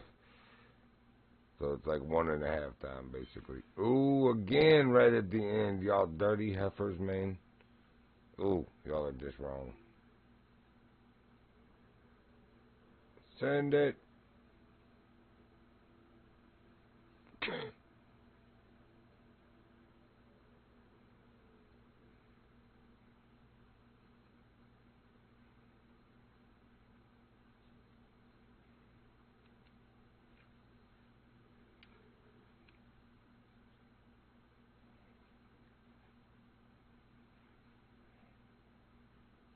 Well, I see a rainbow.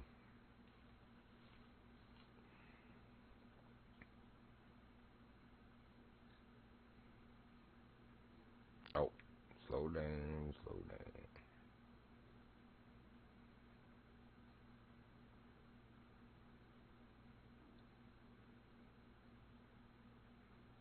down. Yeet.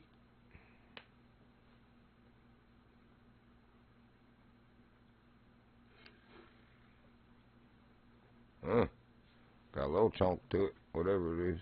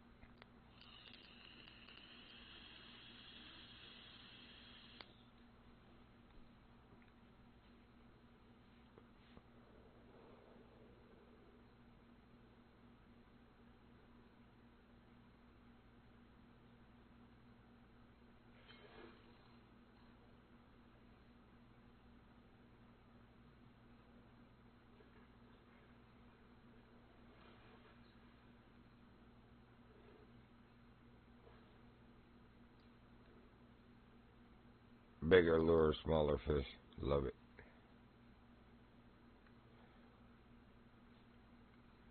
It's still silver, but smaller. I love it.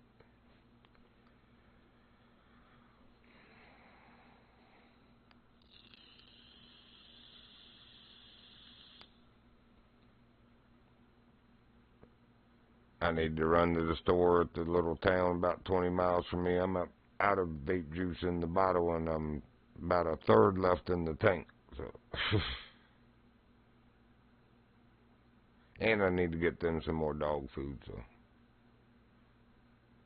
I'm gonna catch another fish or two here, and then cut stream and go do that, and come back.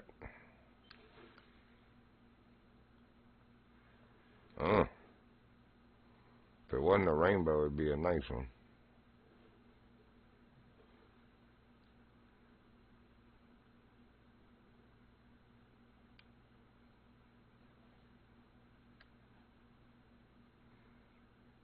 Yeah, they hangry.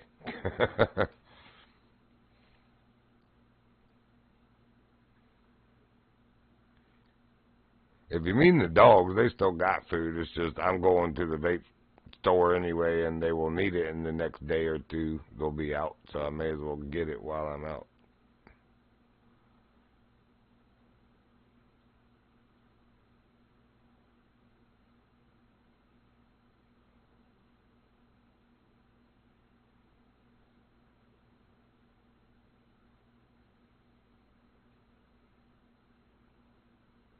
Used to be you could go to the dollar store and like Dollar General, and they had like pedigree food and stuff for dogs.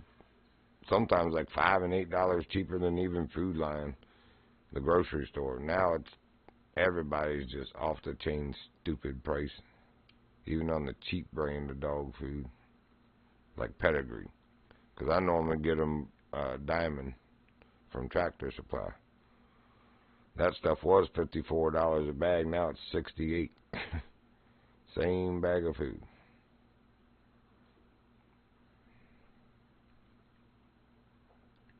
Ridiculous. And I'm not getting as many routes, so I can't keep pumping out the $54 that's now $68 a bag food.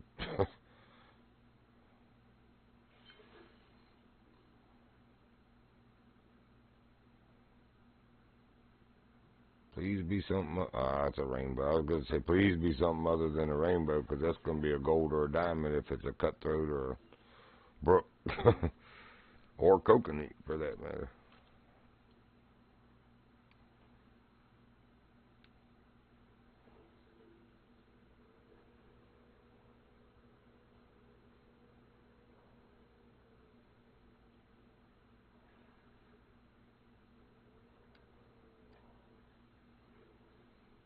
Yeah, I used to do Chewy Man, but the neighbor kid that I've been complaining about that abandoned his dog, FedEx throws it on the freaking ground, and before I get home from work, that dog has come up there and torn it open, and my dog's food gets ate, or their treats. And it's like, it ain't the dog's fault. It's the stupid kid that wasn't teaching him right. Now he's abandoned him up there. I fed him. I had like a big bowl of rice left over from dinner 2 or 3 nights ago, and he followed me home as I came in the other night. I knew he was hungry because he don't ever come up my driveway. He's scared of my dog, and he came up the driveway. I could also tell he'd lost about 10 pounds since the last time I saw him just a month ago, man. He's not like showing ribs. He was fat. Now he just looks healthy. But I gave him that whole bowl of rice. I play on PC.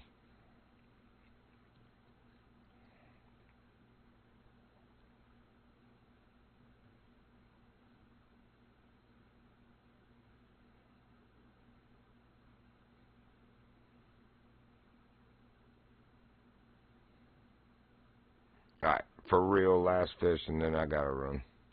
I'll be back in a bit, though. It won't be long at all, less than an hour.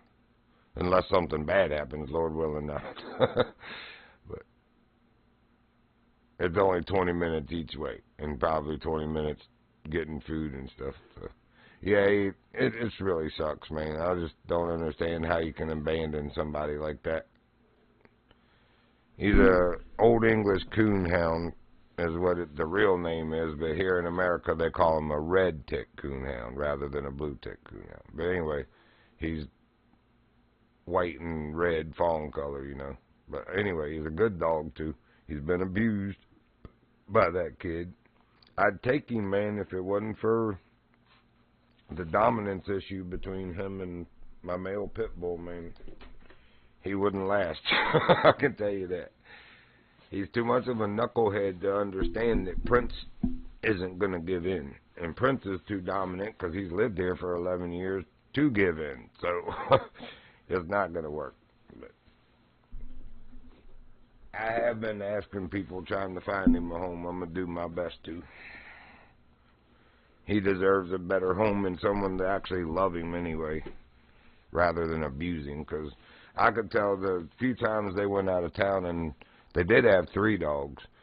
The very old dog passed away a few years ago, and then Lacey, their pit bull, passed away a year before last. But when I used to have to go up and feed the 3 of them, you know, dogs know dog lovers, and they all always trusted me. I went to pet Red one time, and he hunkered down, like shied away from me. And the only reason the dog hand is shy like that is because they've been hit with a hand or something. It's called hand shy. But anyway, he had never been like that with me before. And I was like, you know better than that, boy. I wouldn't hit you. And he started wagging his tail and came back up to me, and I pet him. But it's like, yeah, somebody's been hitting on him. So, yeah, I hope I'm able to, man. He deserves a good home. He really does. You know, that kid went and rescued him from a shelter, and he was only like 3 to 5 months old, they said, when he took him to the vet. Now he's like 4 or 5 years old that he's had him. Like I said, I don't understand how you can just turn your back on your friend like that. And what really makes me mad, dude, is he keeps giving me the side. He's like, yeah, I had to move, Dave, and I can't take Red, man. I don't want to take him to the SPCA. He's so happy out there. I just want to, you know, let him be happy. And I'm like, so you're abandoning the dog? And also, but what makes me mad is he told me after he moved.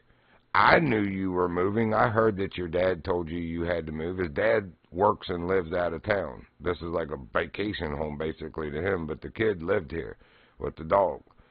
So not only did I know that you had to move like at least 3 weeks before you moved, you could have been making arrangements then. If it truly meant that much and you feel so bad about having to leave him, you would have already been making arrangements. Not telling me after you moved and then asking me, can I go feed him? The other half of it is, he has this little miniature Australian cattle dog that he just got 2 years ago, after Red, years after Red. And so Sadie gets to move with you and she takes precedence over the dog that you went and got several years ago. I don't understand. My heart and my brain don't work like that. If I take a dog on, it's because I love him and I'm going to take care of him like I promised I would. I'm not going to abandon one and take the other.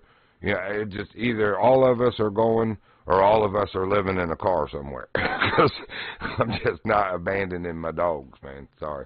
Anyway, on that note, I'm going to cut this stream right here.